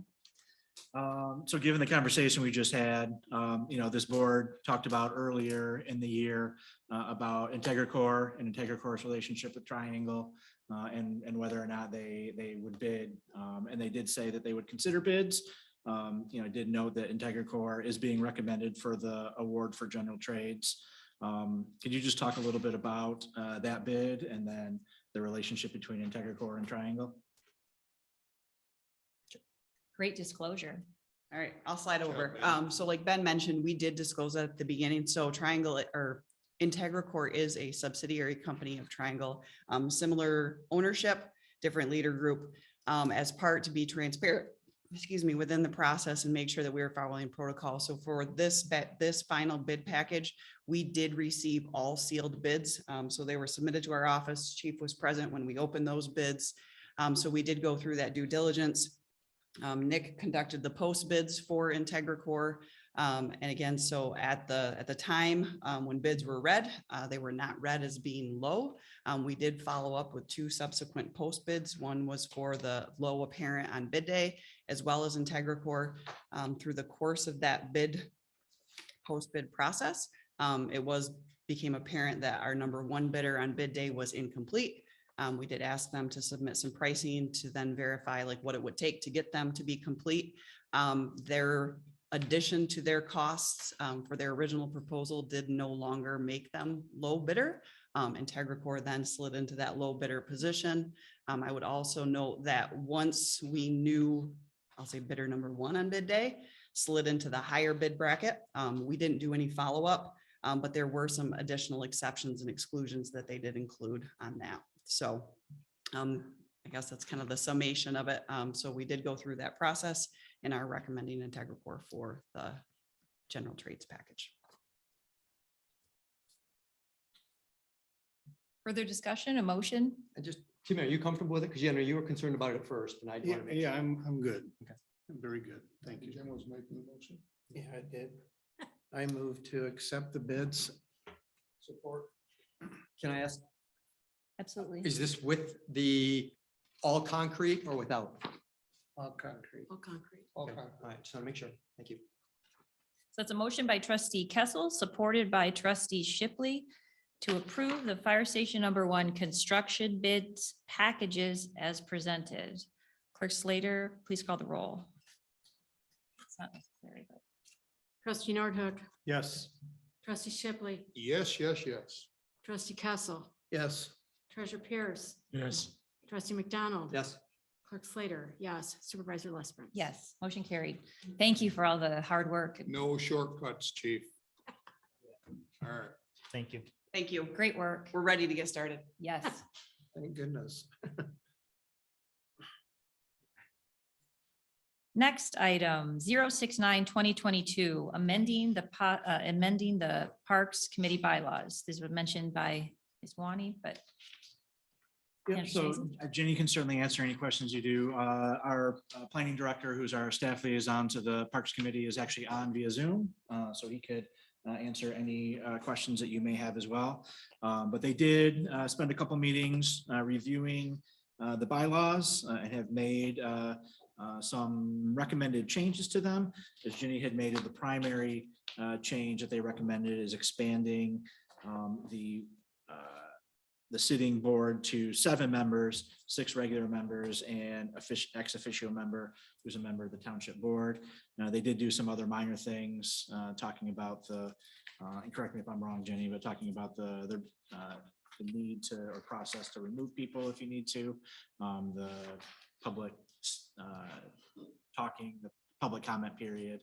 But the main change that was made was bumping the number of members in the committee up to 7. And I would also add. Sorry, would you come up to the sorry. microphone? Also making sure, maybe Brian will say this better than I, also making sure we're in compliance with the Open Meetings Act, because since we're 30 years since someone's looked at the bylaws, we wanted to make sure we were in compliance with open meetings. Did we get approval by council? We did. but- Yes, I believe we did review it. Yep. Yes. And then we did a little tweaking after the last meeting about conflict of interest. But we've got that statement down thanks to the attorney. Supervisor. Planning Director Hilbrands is raising his hand, so I'm Okay. gonna allow him to speak. Thank you, Jenny. Yeah, I was just gonna confirm that. Can you all hear me? Yep. I was just confirming that, yep, we did have council review that and they've signed off on all that. So be in compliance with the Open Meetings Act. We should be all set with that. And yeah, here to answer any other questions the board may have. Thank you. Move to approve the Parks Committee bylaws and amendments. Support that. So Good motion. job, Jenny. Motion by trustee Shipley, or excuse me, McDonald, supported by trustee Shipley to approve the proposed amendments to the Parks Committee bylaws. Clerk Slater, please call the roll. Trustee McDonald. Yes. Treasurer Pierce. Yes. Trustee Kessel. Yes. Trustee Shipley. Yay. Trustee Nordhook. Yes. Clerk Slater, yes. Supervisor Lesbrun. Yes, motion carried. Item 070-2022, possible adoption of the Cascade Township 2022 strategic plan. Mr. Coring, welcome. Thank you. Good evening, everyone. I'm here, and in your packets is a revised version of the strategic plan reflecting the discussion at the board's workshop several weeks ago. Obviously here tonight, in case there are any questions, further revisions, or if you are prepared to adopt a strategic plan at this point, then that would be appropriate as well. Thank you. Move to adopt the strategic plan. Support. The motion, discussion? I know that the strategic planning committee really got involved in it. And most importantly, they reached out to the community on numerous occasions, see what the community wanted, not what we want. It's what you guys want. So, yes.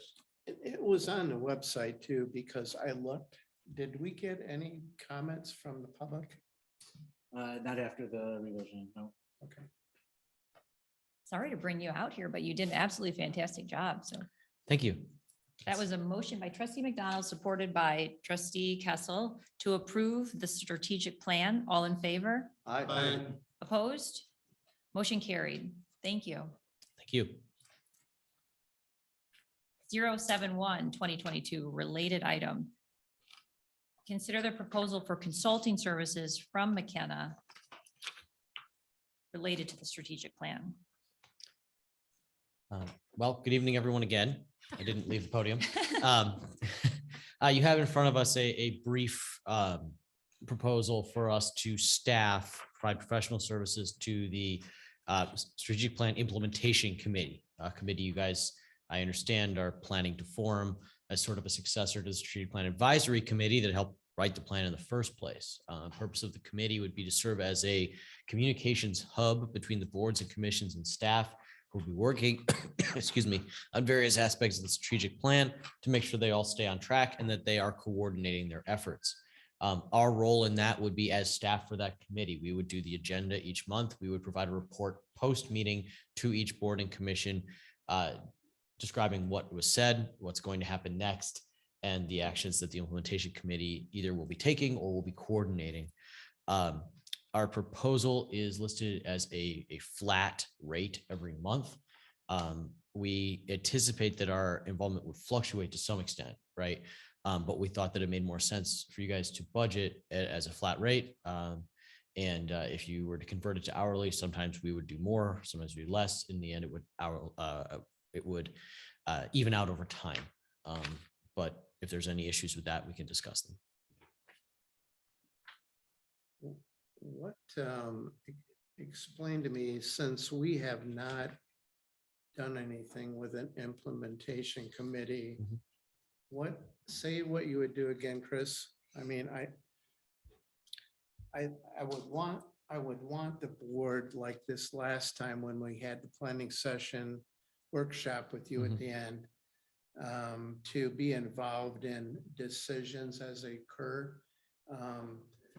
There were several items suggested or not suggested. We made the comment that perhaps because I can't name an example right now, but something comes up and the board needs to concentrate on that area, and it may delay the timeline or something of one of the items in the plan. I'd want to be sure that the board has an opportunity to say, where it's not that we're not going to do it, but we would delay something. So that I don't know, the implementation committee you said would take action. So the way I envision the implementation committee would be they would have a representative, maybe two representatives from each of the boards and commissions, as well as staff, specifically described in the strategic plan, such that if the board, for instance, to use your example, was going to put a pause on something or needed to allocate resources differently, that the board representatives on the committee could say, hang on, Parks Committee, Planning Commission, DDA, well, maybe less so DDA because they're lower funding, but hang on, folks, we have other priorities and we know the strategic plan says you should be working on that, but we want to pause that. Or you could do the reverse and say, we're the board, we want to say to these folks, hey, kick it into gear, right? And the purpose of this committee would be as a standing group that meets to discuss these particular topics. So there's no lack of communication. There's no miscommunication. There's no, hey, somebody's running off in a totally different direction without board approval. And our understanding is that that committee needs to be, needs staff, basically, and that the staff of the township is not, they have other responsibilities. So it was, we were asked to step in that role. Yeah, well, I think you did a great job on the strategic plan, and I think the committee worked well. My only concern is that by having an implementation committee, whatever is decided to move forward with gets board approval. Yeah. Okay. And I think that's well taken, and we can take that as an instruction in that when the implementation committee discusses things that we know, hey, that's going to happen, that needs to be at the next board meeting for their sign off before anyone else moves forward. That makes sense, but I think the concept is good and it gets more people involved. And I think that's important too. I got a question, Ben.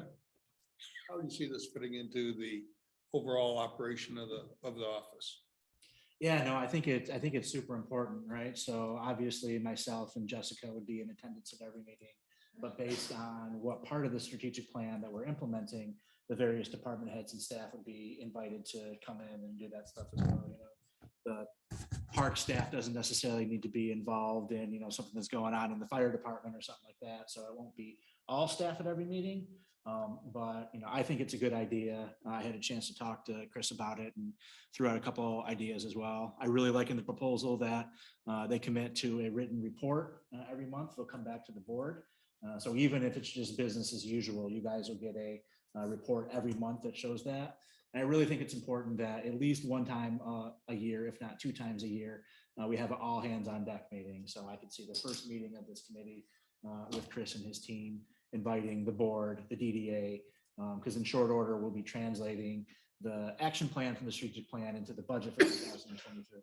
So everybody gets an opportunity to be at that meeting when we do that. So I think it's really important to keep the momentum going, and I agree with the sentiment that Chris and his team did a really good job. Trustee McDonald? Yeah, I like the idea of the strategic plan implementation committee. I think it's a really good idea. I was wondering at first, do we have the cart before the horse in terms of approving McKenna? And I like the idea of having an outside or be the cleric or the caretaker, if you will, of the plan and monitoring everybody along and doing the reporting and being the clerk. But I'm curious who's on the strategic plan implementation committee. I mean, I think it definitely should be Ben and Jessica, perhaps Grace, Township supervisor should be on. I think it's really important. And a representative from the DDA, a representative from the ZBA, a representative from the planning commission. Yes. And then I think it would be good to have maybe 6 residents. And it might be nice to get new residents. Is the composition of the implementation committee been decided yet? That's where I was confused. I think that the general idea of it has, and you described that, that there would be representatives from this body, that there'd be representatives from staff, planning commission, ZBA, parks committee, pathways committee, DDA, maybe from the Thornapple River SAD board as well. I think it's an interesting idea to then also add residents who are not otherwise involved. That's an interesting idea that would be up to the board, right? Because ultimately, my understanding is this would be a committee officially appointed by the board. Right. Yeah, not like an ad hoc, whoever, like you guys would choose and nominate and approve with a vote, the members of the committee. I think it is an intriguing idea to have sort of a citizen oversight aspect to it. Yes. Well, a citizen involvement is what I would really want. I just wanted to get other board members' opinions about having approving McKenna before we actually have a committee composed, or is that okay to approve McKenna and then come back to us maybe in the next meeting and say, okay, here's what the committee is going to be comprised of, because we need to know the composition of the committee, how many residents, which representations, you mentioned pathway, you mentioned parks. Yep, pathways and. And those are all important as well as planning commission, ZBA and DDA, despite the DDA having their own budget. I mean, they're really instrumental. The communication aspect of DDA is crucial. Have you done this before with anybody else, Chris? Yes, we've done it. I would say you guys may be the largest community that we've done something like this with. I have done it in other communities though. And it's usually been done because like you guys, there's a plan that's been adopted, that there is consensus that implementation actions need to be taken proactively, and that communication between boards and commissions has been suboptimal. And I think all of those things are the true here, and that's what this would be. The purpose of the committee would be to solve that. Do you have any idea about a right number? Because I think the advisory committee was a perfect number. You didn't have too many and didn't have too few. You see this committee expanding? I wouldn't go with more than one person per board for that reason. That's just my recommendation. Now, you guys may have multiple people you think would be valuable to have, but I would say one per as the liaison makes sense, with the possible exception of the township board where you may want Grace +1 or something like that. That's what we have right now. Yeah, and that's true, right? Grace and John were on the committee for the plan. You're right, though, the implementation committee, we are talking about adding more groups than were represented on the advisory committee, especially if we have citizen participation. Can we make these, and I can't remember what we did publicly, we should, anyone who, in theory, or it would be wonderful if everyone, as many people as possible, can we put it on our, just our calendar, website, I mean, I think even post it though, the same as other meetings? even though my understanding, and Leslie can correct this, but my understanding is that you, since you wouldn't have a quorum of any body, it would not technically be subject to the Open Meetings Act. Making the meetings open to the public is still a best practice. Yep. So there's also that. Yeah, it depends on the nature of if they're an advisory body only and not making actual determinations or, taking any formal action on any items, then they wouldn't necessarily be subject to the Open Meetings Act, nor would they be if there is a quorum of some other body that is subject to the Open Meetings Act that are present. Yeah, I like the idea of your help with this. Because when I look at the responsibilities of each of these committees, it's like, okay, where do we start? So I kind of like that idea. We have to remember that the strategic plan is a plan. It's a structure and it's fluid, and we can make changes as needed. Something else may be driving it, something else has to be put on pause and vice versa. So I like the idea of your help with this. Professional help. Yes. We'd like to help. Appreciate that.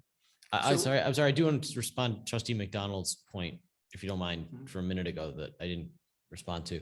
And that is that it would be acceptable to us, fine with us, if you guys put a start date on any approval that's not today, right? If you say this starts October 1st or November 1st, or after you appoint the committee, right? I mean, we would just not, we would hold off. We wouldn't do anything, wouldn't invoice you, anything like that until you say, go ahead. So that would be acceptable to us. And I think we can start on October 1st because we can have something in place. And it doesn't mean we have to start October 1st. We can start your, the fee October 1st. We might have the first meeting until October 15. But I was just wanting to get some input about how we think the committee should be structured. I mean, I think each of us ought to maybe make a recommendation of somebody we know in the community. So we all have input from different areas, along with, I would think the head of the ZBA should appoint somebody from the ZBA who's not on the board, shouldn't be a board member. Planning Commission chairperson should appoint somebody from the Planning Commission. The DDA should appoint somebody from the DDA. Grace can probably appoint somebody from the Parks Committee and or Pathways. No? This is way, I don't know. I see where you're going. I think it's really well intended, but the idea is to get stuff done. I agree. And, but how many, that's what I'm if wondering. it ain't broke, don't fix it. Our committee that killed it, got it done, and with extensive public support and momentum. Ultimately, this board represents the community. We're the only ones who are directly. So you're saying they're advisory capacity only, and it's the Public? same people? No, well, listen, so the problem, one concern with appointments in committees, right? And I can see it, but I don't think it's happening, is ultimately the board steers the ship because we're the only ones directly accountable to the public, through the election process. If the public doesn't like what's going on in the township, they can replace us. The problem with appointments, and it's not a problem, I mean, it's a huge help, right? And you want to involve residents and you want to represent all the different diverse interests. But, and you can see it with, it's just personality. You appoint someone to a specific area. They're not directly accountable to residents. The board is. Right. So you don't want to give away, I mean, the more people you get, that's unnecessary. If it ain't broke, don't fix it. The PFAS, or excuse me, the PFAS advisory committee has one person. The DDA has one person. The Planning Commission, I believe, has one person. The newly formed Pathway Committee, which came on board afterwards, should be represented with one. Who am I missing? Parks Committee. And then we've got a board, this board had one member, and the supervisor. Makes sense. All I'm asking, Grace, is the same So you people on this committee? I just want to know who's on the committee and what's their term. Okay, so then I didn't come up with, like every other appointment process in this township, we'll use the same process. I'll put up together the appointments, which is the supervisor's responsibility, and this board makes the approval. And if they don't agree with the appointments, they not, but that's how it just Yeah, but goes. how many people are going to be on this? Well, I would say the old way is working fantastic. So let's use a representative from every committee or commission we've got, which is what, Ben? Lots. Yeah, I mean, I just want to, make get sure I what you're understand the saying, and then composition. all are welcome. We hope that tons of residents show up, but I don't want to open it, No, no, we I already agree. did the strategic I plan. agree. I just want to know what's the composition of the committee. So there are 8 entities listed in the strategic plan as being responsible for implementation of strategic plan items. So I think we start there. So there are right? 8. There are 8. Okay. So I'm just that's trying- that's 8. And it's Although existing 8 who did the plan. well, the Pathways Committee is not represented because they didn't exist. Okay.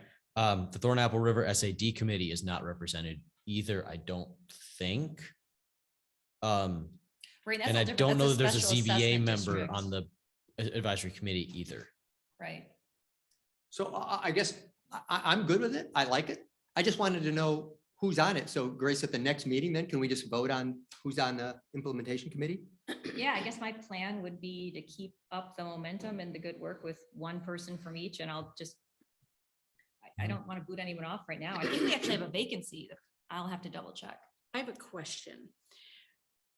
Is there any time to this Is there a term? agreement, any term? Yeah, is it 1,000 a month for how many months? 6 So months? there 12 is no, months? there isn't anything in here, but I would not object to anything, right? You could put 12 months on it. We'd come back in 12 months, see if the committee's still needed.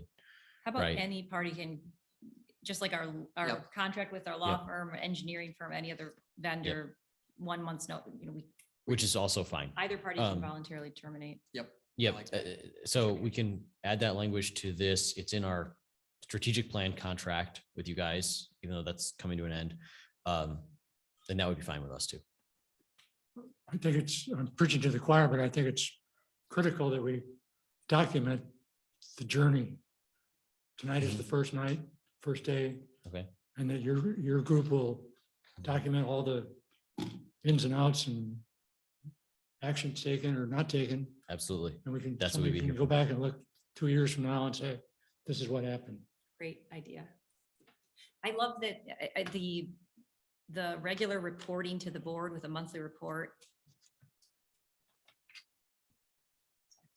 I make a motion that we move forward with McKenna's proposal for consulting services, that it be placed in operation the 1st of October, and will approve Grace's recommendations for appointment before that time. Support. That's a motion by trustee Kessel, supported by trustee Shipley, to approve the proposed consulting services from McKenna, with those to begin October 1st, and before that time with appointments to be made to that committee. All in favor? Opposed? Motion carried. Thank you Great. so much. We can't wait to get started. I will amend our proposal to add the October 1st and the language about mutual, or actually single party cancellation, and get that to Ben for signature. Perfect. And then Thank we you. will start October 1st. Thank you, Whenever Chris. the Thank first you. meeting is in October. Thank you. Next item, 072, 2022. We'll start with first part A. Is there a motion to open for public hearing the issue of the Peace Park hunting ordinance amendment? I make a motion that we adjourn the regular meeting and open a public hearing. Support. It's a motion by trustee Kessel, supported by trustee Shipley, to open a public hearing to consider the Peace Park hunting ordinance amendment. All in favor? Aye. Opposed? Motion carried. We are now in a public hearing. Anyone wishing to comment on the Peace Park hunting proposal that's in the packet, or the issue in general, is welcome, in person or virtually. Hello. My name is Christian Hempner at 6355 Burton Street. My understanding of the proposal is that it's upping the amount of hunting licenses given out. Is that correct? It goes from 15 to 45. So, yeah, there's a couple different changes made, but from what you're talking about, right now, there's one hunting period from November 1st to November 21st, and there's 15 licenses. So the change will be now, there'll be 3 hunting periods, October, November, and then December till the end of the season. And there'll be 15 permits issued for each section. Okay, So a shorter window, same amount of hunters at the certain time. gotcha. So I have been managing the adjacent property that is on the west side of the park it goes from Bolt Road about a half-mile back. And ever since the Peace Park, there's been not a lot of issues, but enough issues to be a problem of trespassing. Not only dog walkers, but hunters, wounded animals. I'm a hunter myself. And I think out of respect of the neighboring properties, I don't know if just handing out that many permits is the way to go of knocking the deer population down.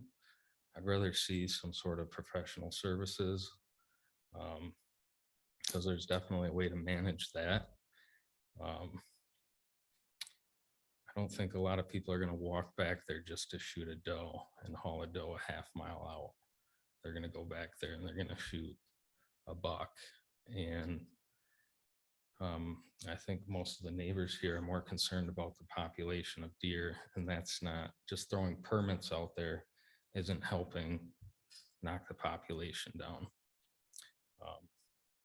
Any buck could service several does, so it doesn't really matter the amount of bucks that are being taken off. It's more so the amount of does that are being harvested. My fear is that with this amount of permits that go out, it's just going to cause me more issues as a neighboring property owner. And my job to manage that land. Just for instance, last year I had 3 different bucks with an arrow in their back leg and their guts going across our property with people trying to track them. Well, I'm trying to enjoy it as well. I see that becoming more of an issue the more amount of people.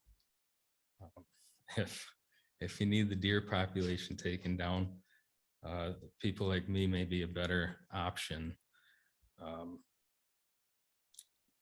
You know, one person going through the Peace Park with a weapon as opposed to letting loose 45 different people. What's the property that you manage that borders Peace Park? It's the 80-acre piece that is just west and follows the whole park all along from Bolt Road back to like the Sturbridge neighborhood. And is there any sort of, can you see where any type of mark of property line or no? We put them up every couple of years, but we have our own trails, and every now and then, like if there's snow, we'll see foot traffic, right? Or we'll catch them on our trail cameras. Or I've seen signs of other hunters where they'll like mark a blood trail with their arrows, forget them there. Or they'll set up like makeshift blinds to sit in, or I've had tree stands put up, which we put down back at the base of the tree with a note that you're on the wrong property. But is there anything else you can think of in addition, like the township can do?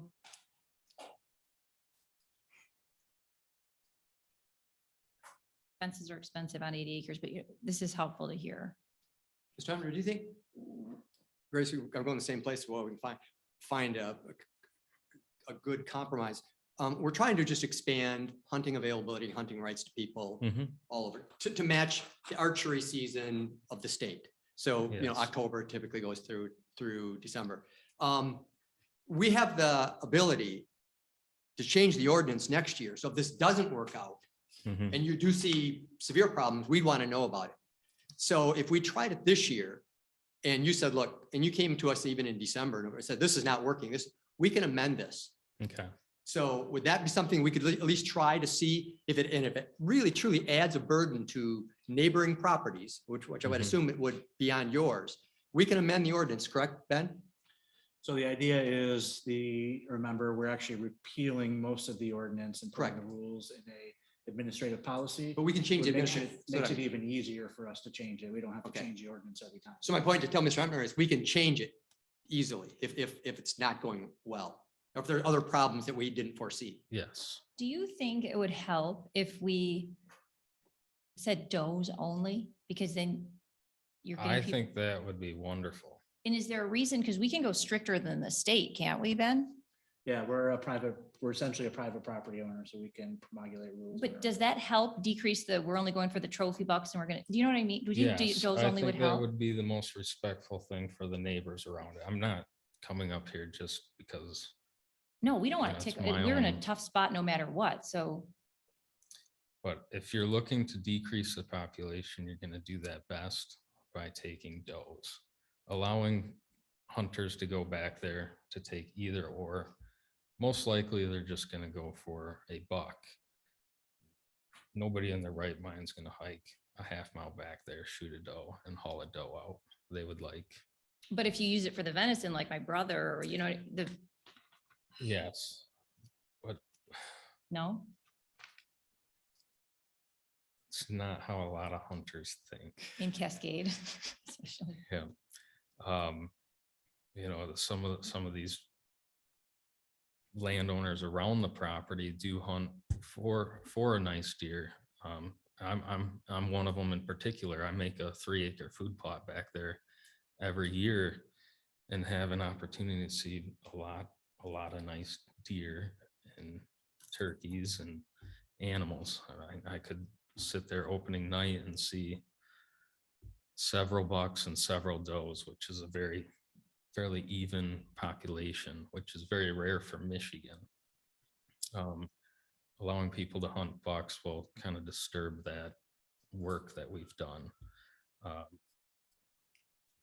And like the male lifespan of a deer, I mean, we don't shoot anything small, and a lot of the neighbors around there practice that as well. I think allowing that many permits on that area is going to take back a lot of the work we did. So I would very much so appreciate if you made it doe only. What's the downside of that I'm not thinking of? So, The hunters don't get the bucks. right. There's really not a downside for going doe only.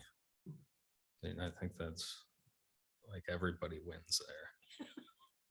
But on the one downside is, you said as a hunter, Yes. you that most hunters would prefer a buck. Trophy.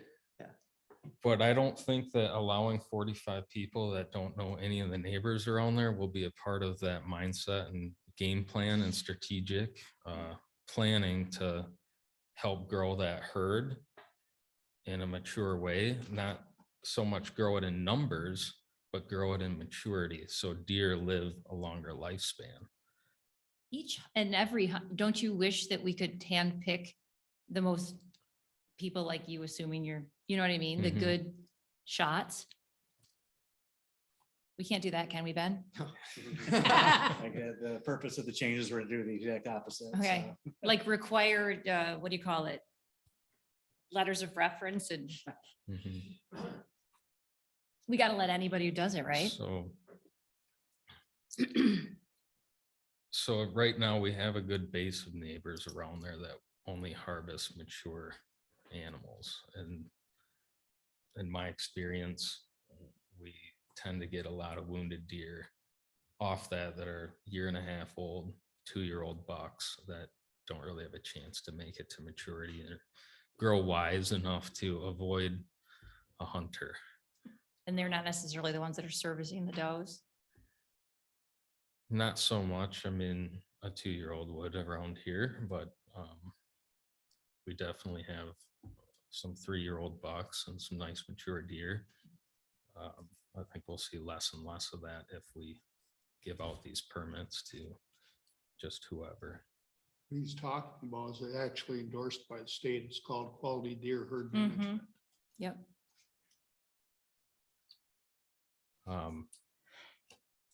How did you hear about the issue? Friends of mine and Oh. Brian. I'm surprised that I think if some of the other neighbors actually knew about this, they'd be here as well.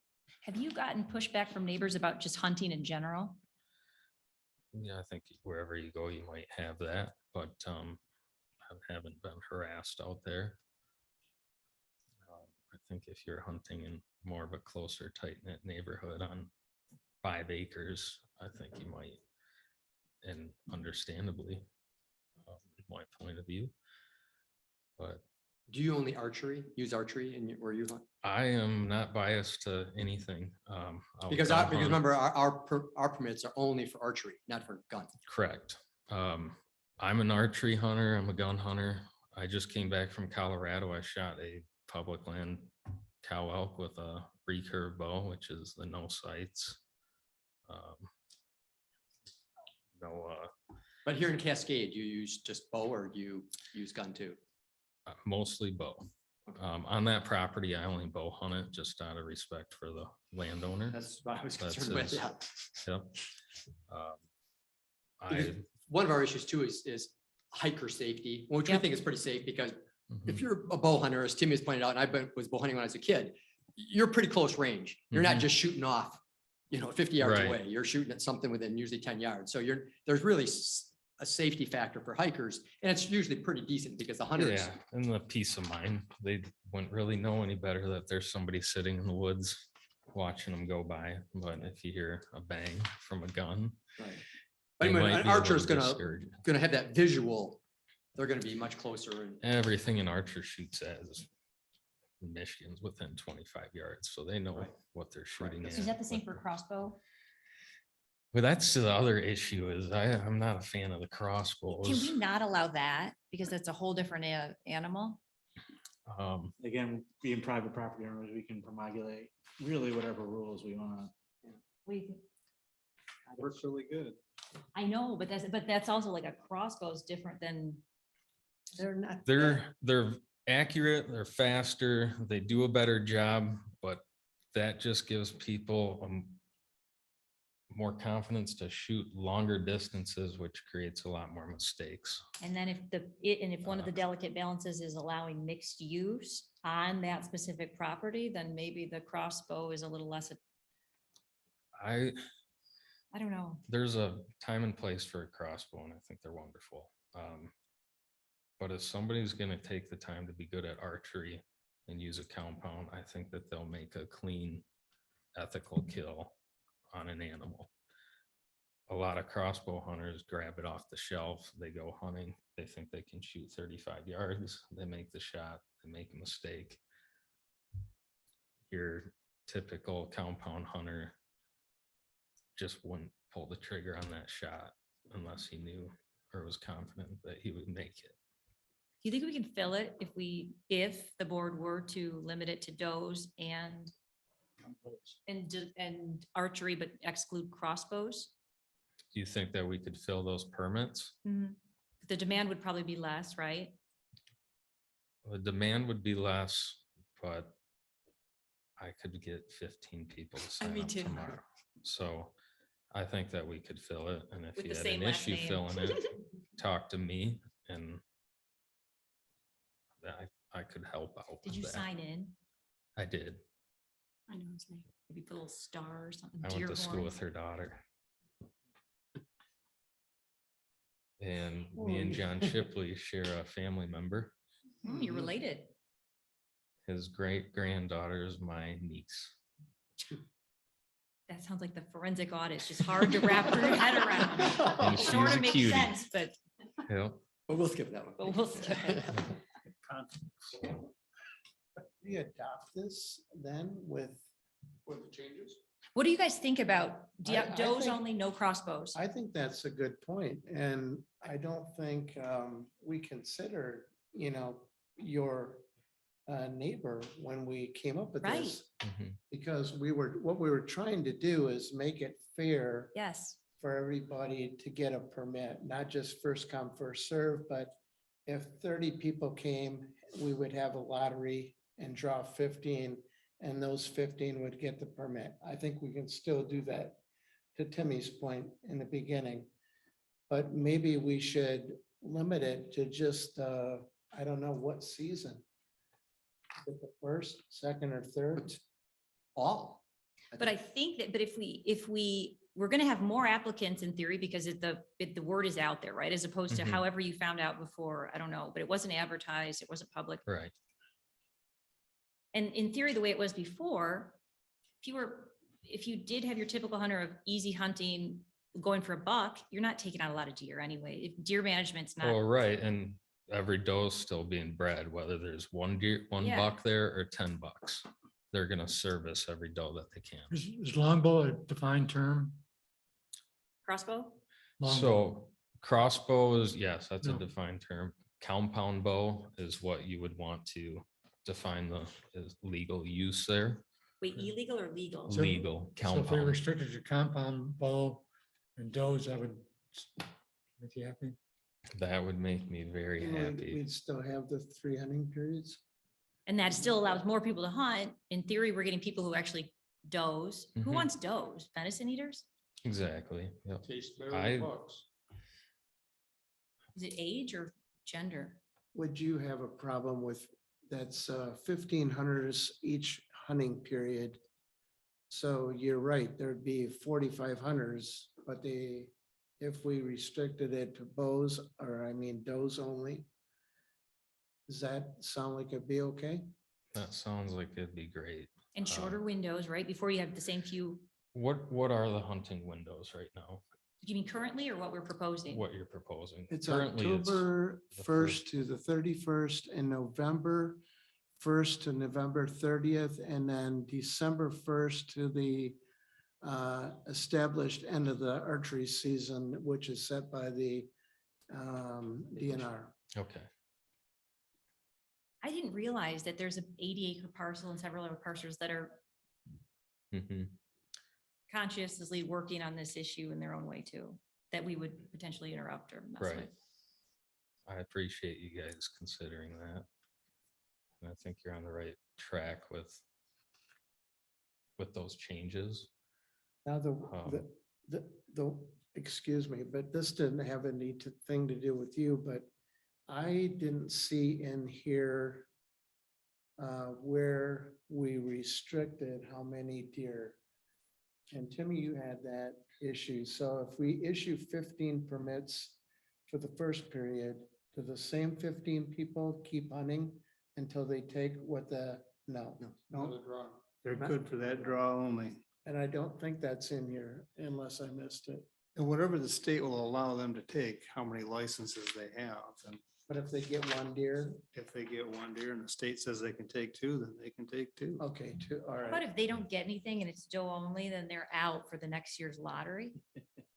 And so it's doe only, You gotta make the team around here. Yeah. right? It depends about how You many had your people- shot, Yeah. and we got more waiting behind you. Is there a number of deer that you guys would like to see taken out of there? All of them. All of them. Okay. And this is it. This is predicated, correct me if I'm wrong, Ben, but we got a grant from the DNR for that property. Mhm. And under that grant, we have to allow the hunting. Okay. So Flip it's side not a is- matter of how many deer are there, for that we got us in the herd, but You we're gotta trying to allow keep in the context of the grant that we got as well. By the way, Grace, if I get, Yes. Jim, in number 2, in the administrative policy, it clearly states all permits are specific to a single period and cannot be transferred to another period. It goes down to say permits will be issued. Permit to hunt in Peace Park is valid only for a single period per applicant per season. So they are only allowed for the one period, Okay, but they could apply for multiple periods. Is that correct, Ben?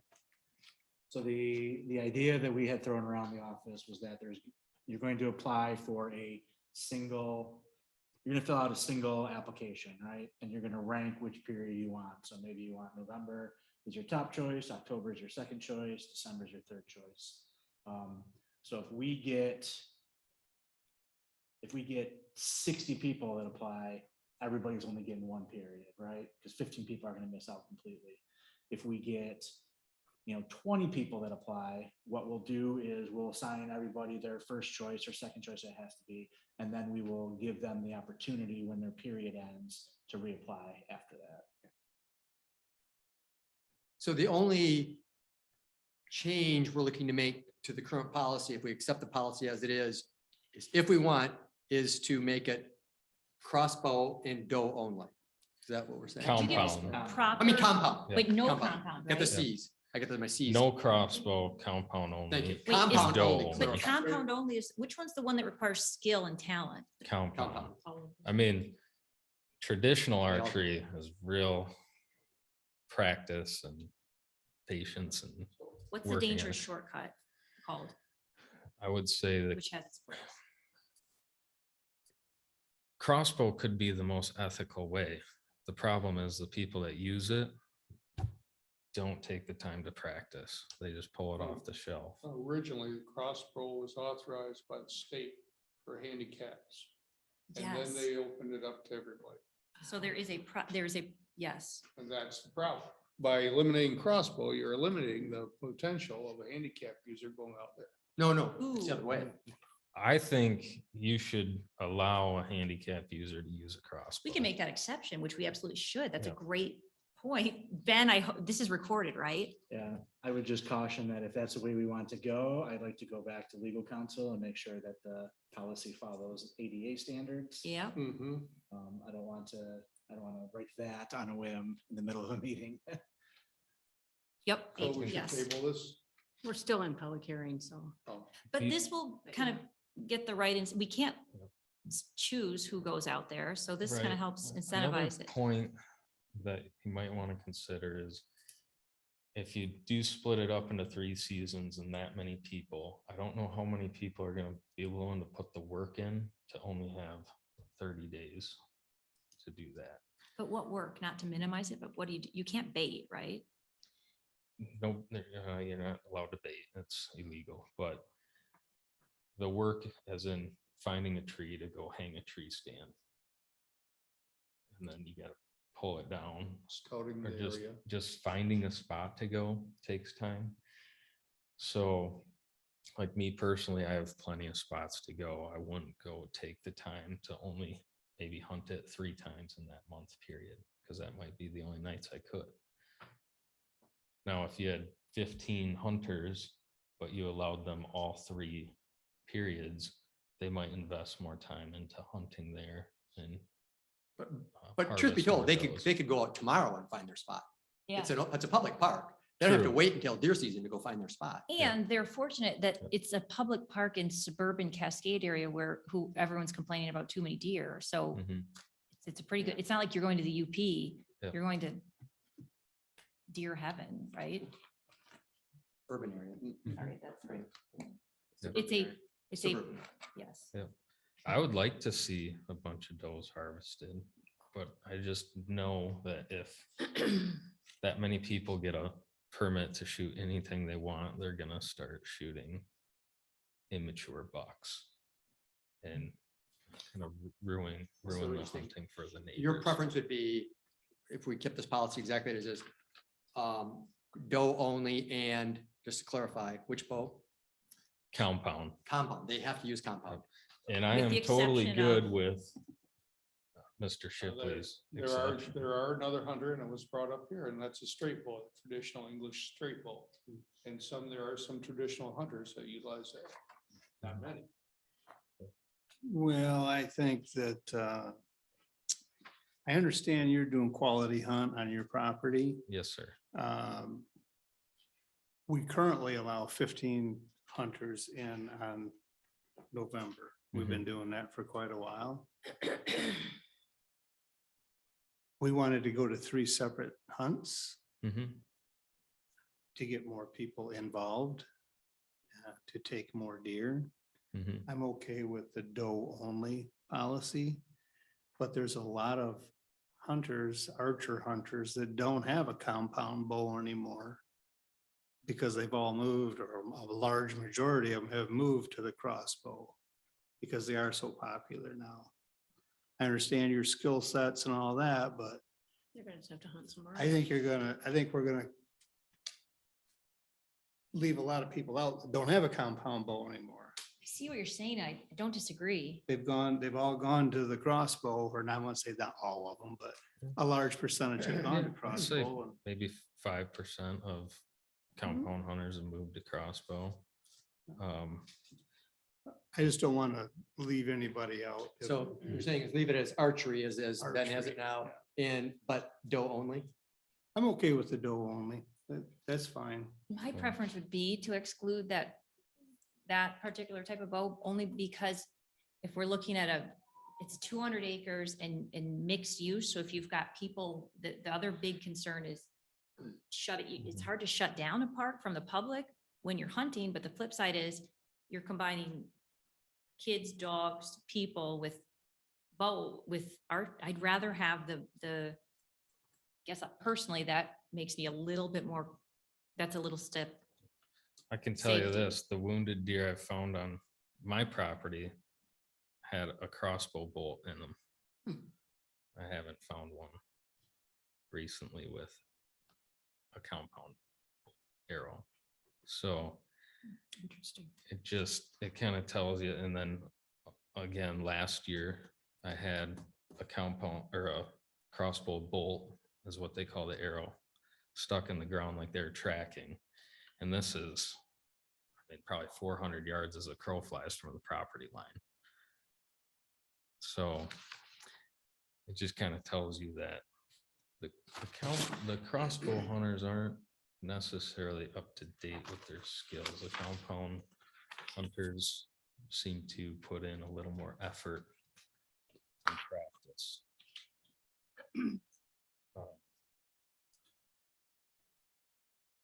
I'm okay with the crossbow hunting. I think it's a big step forward, not allowing bucks to be harvested.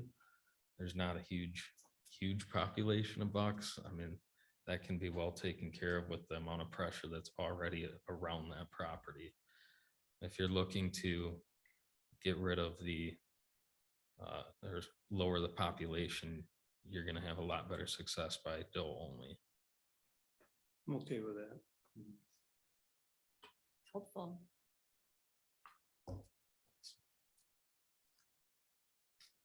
If you guys ever want to talk, I'd be happy to. Deer related Thank- or thank just you in for- general? Yeah. You're kind of easy to listen to, so. Well, thank you. This is helpful. All right. Are there any other public comments in person, virtually? Thank you for taking the time to come. Thank you very much. There's someone virtually. It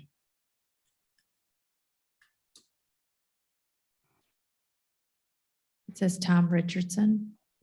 Go ahead and talk. Hi.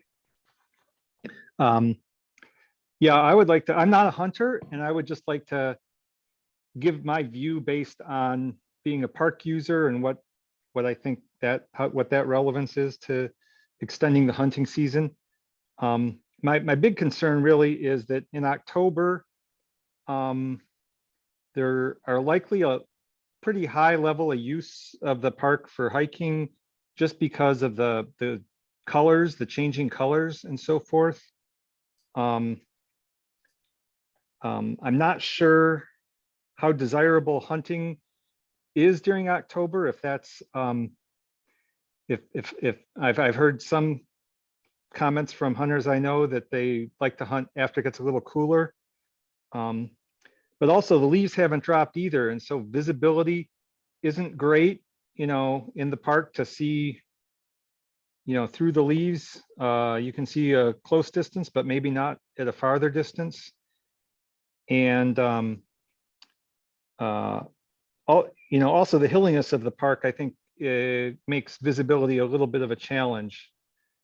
So to me, I think that hunting in the park in October with, concurrent use by the public, I think it's pretty risky. And so I would suggest not having an October hunting period and either just having 2 periods for November and December, or possibly having three-week periods. You could get 3 weeks into November and December, and those might be more desirable by hunters anyway. I don't know, that would depend. I'm sure you could get hunters in October. And the other aspect for safety, I think, would be to make sure that you have, good communication to the, non-hunting general public using the park, that there is hunting going on, and that they will want to wear something, highly visible clothing when they're using the park during hunting season. So those would be my two comments on the proposed administrative rules. Excellent comments. Thank you.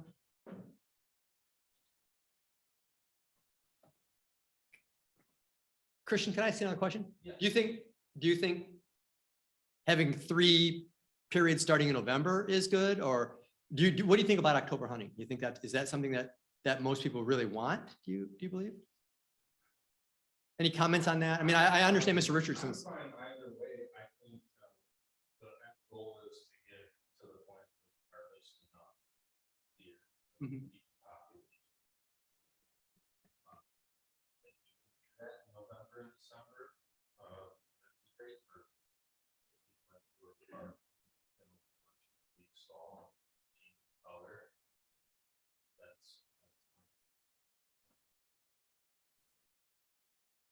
That is a good point. Yeah. Does that give us enough of a window? Well, we've only allowed 3 weeks in November before. Now we're still allowing. If we went to November 1 through the end of the season, wherever the state qualifies that, it's at least 2 months. So it's probably 2.5 times what we're allowing today. I like Mr. Mr. Richardson makes a good point, very good points. I agree with Mr. Still condition 45 and just have them using the 2 months rather than the 3. With that. Was there a limit that somebody shoots one? Are they done or can they go? Whatever the state allows. As long as they got a permit. They can keep it. So would it be easy to change the policy, Ben, to say, policy, we accept it as is with the conditions of it's doe only, and there'll be 3 periods defined by the township between November 1 and the end of the season? Yeah, so I guess, look in that, so the 3-month-long periods are easy, right? 'Cause Right, it was easy, right. So now we say November 1 to 21, November 22 to December 10, December 11 through the end, or something like that. I guess what I would prefer is if the language said, there'll be 3 seasons, or there'll be 3 periods to be defined at the beginning of the season. That gives me and the staff an opportunity to look to see if there's little nuances. Okay. That, maybe it just needs to be adjusted a day here or a day there. So it's not ending on, So the idea would still be that it would be 3 fairly equal seasons. 3 fair equal season beginning November 1. Yeah, and then what we could do when we issue the applications each year is that the periods will be printed on there. So people will know what period they're applying for. So any more public comment? Any more comments? Is there a motion? Motion to close the public hearing. Support.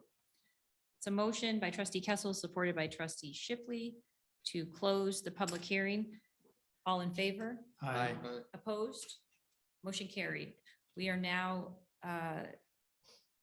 on to part B, considering the Peace Park hunting ordinance and regulations.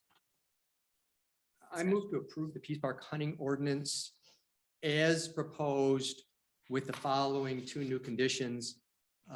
1, it's doe only being hunted, and 2, that there be 3 periods defined by the township beginning November 1. Does that give you enough flexibility, Ben? Yeah, I would just note that in the motion, you have to approve both the ordinance and the administrative policy because they're 2 separate I documents. got you. No, I move to approve both the amendment and the policy with those 2 conditions. Did you want to do something about the type of archery? I think Timmy was saying, and even Christian said, we could probably try it this year and then amend it to next year if we need to. We just leave it as archery right now. Okay. Support. So that's a motion by trustee McDonald, supported by trustee Kessel.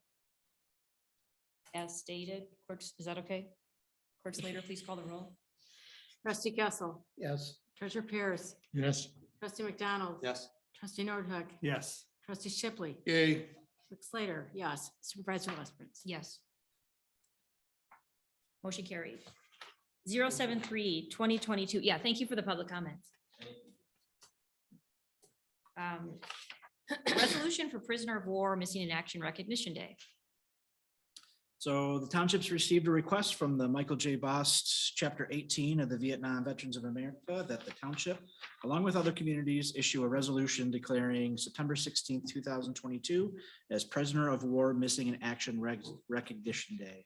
The request be made that the resolution be provided to the chapter for a ceremony. They'll be conducting at 2:00 p.m. in the chapel of the Michigan Home for Veterans in Grand Rapids. So I've included a copy of the letter request as well as the proposed resolution. So the townships approved similar resolutions in previous years. The Michael J. Bost, Chapter 18 of the Vietnam Veterans of America, is one of 3 in West Michigan that is working to increase awareness of servicemen unaccounted for in the Vietnam and Gulf Wars. Currently, there are 1,584 Vietnam-era American servicemen and civilians unaccounted for in Southeast Asia, including 48 from the state of Michigan.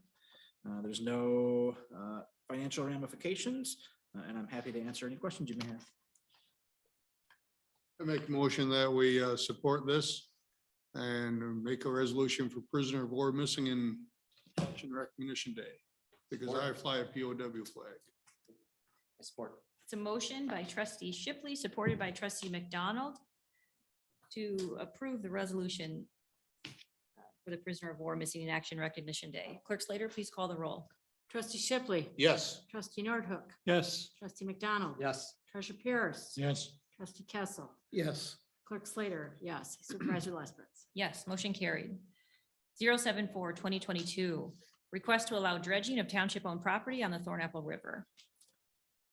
So we are in receipt of a request from Robert Norris on behalf of resident Todd Stacy to allow for the dredging of township floodway property at the bayou adjacent to Mr. Stacy's property, which is located at 7156 Placida Court. So we have a policy for the use of floodway property by adjoining property owners. And the policy states that adjoining private property owners who wish to use the floodway properties for their use and enjoyment must receive approval from the township board before they make any land changes to the floodway properties. So the following guidelines shall be followed unless modified by the township board. No trees or earth moving activities shall be done on the floodway property without the written consent of the township board. That is the reason we are here, because they're looking at significant earth moving activities. No trees larger than 2 inches in diameter shall be removed from the floodway properties. Dead or diseased trees may be removed only receiving approval by the township manager. The use of fertilizers and herbicides is prohibited on the floodway properties, and permanent structures, including decks, patios, basketball courts, tennis courts, and other similar uses is prohibited on the floodway properties. So Mr. Stacy is proposing dredging the bayou to provide boat access from his boat lift to the open water on the Thornapple River. The dredge consists of removing 140 cubic yards of material from an area that's 115 feet by 8 feet to a depth of 4 feet. And the dredge material will be placed on the applicant's property, and the area will be protected with a silt curtain. So I provided pictures of the proposed project and project location, submitted joint permit application for the project, and a copy of the policies regarding the township riverfront / floodway properties. The request from Mr. Stacy meets the guidelines for approval as set by the township policies. Homeowners along the Thornapple River have previously applied and received permits from Eagle to dredge various areas of the Thornapple River as well to improve boat access. Construction activities in the floodway river are governed by Eagle.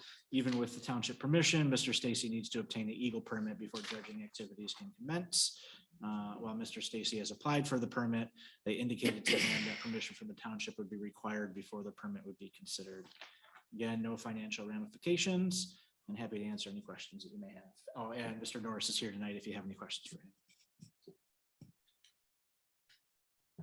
First of all, I find it refreshing that the gentleman is going to take it upon himself financially to do this. You know, it's hard to say no to a guy who's going to invest his own bucks into it. And as long as he meets the requirements of Eagle for where the fill goes and any other considerations that Eagle has, and that's great. The only other question I have is, Bob, you going to dig this by hand? All right, don't call me sir, and I won't call you a nasty word. Sorry, you're in the position where you got to dredge. Yeah. Yes, go ahead, please. Yeah, no, this is not a natural occurring event. There was some history going way back. So there is a dam that is broken through and just uphill on this 3750 Goodwood. And it's owned by an entity that we can't get a hold of whatsoever. All our efforts, we haven't been able to. It was developed by Pulte at one time, and all this sediment during that construction phase in 2003 or so, all washed down in there. It was brought up at that board, to that board at that time, and it became a mess in that they were trying to do an assessment to all the people upstream, but they're saying that wasn't our fault. That was Pulte's fault.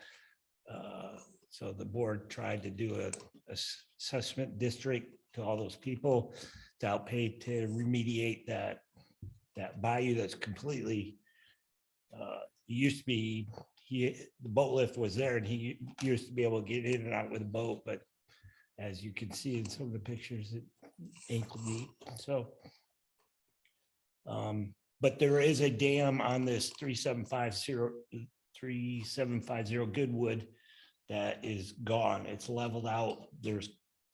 They had made a attempt to slow down the thing, but that's all gone. So maybe, I don't know.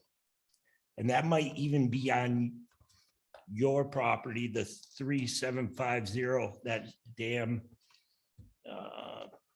I don't know who's responsible for that. I've called the Drainage Commission. They said, no, that's not ours. So Did they say it's ours? they don't know who it belongs to, the Drainage Commission.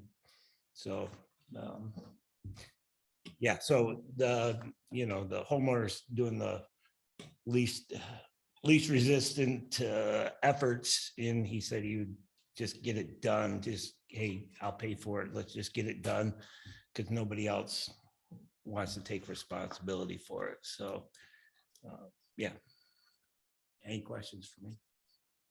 Bob, is this going to be a reoccurring thing in your opinion? Yes, absolutely. How much is it that he has to pay? It's budgeted like $20,000 for excavating. So, and I have no idea how to, fix that dam, whose responsibility it is to slow that sediment down.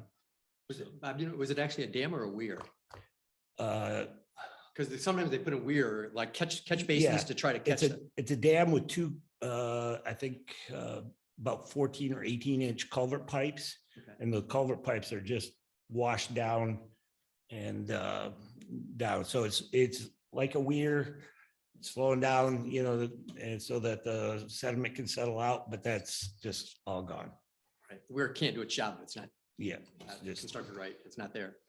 So, and I can provide pictures or, if you guys want to see those. So What was the address of the dam was on again? it's 3750 or 3760. It's right. I don't know if it's yours in that floodplain or if but it's not on my on the 7156 Placida Court. It's not on their property line. I know. I guess we would have to get surveyors down there and survey who, but the owner is Madison Equipment is the owner of the 3750, and I can't find anybody who says, oh yeah, that's our property and we're responsible. So wouldn't we have a tax record of that, Ben? We should be able to determine whose it is. Yeah, is this it's something Madison that- Equipment, but you can't get a hold of them? no, I've tried to contact them because I got it in your tax record. There's an address, but I went to that address. It's over on Patterson and 36th Street is where they listed, and all I got was, we don't know anything about it. So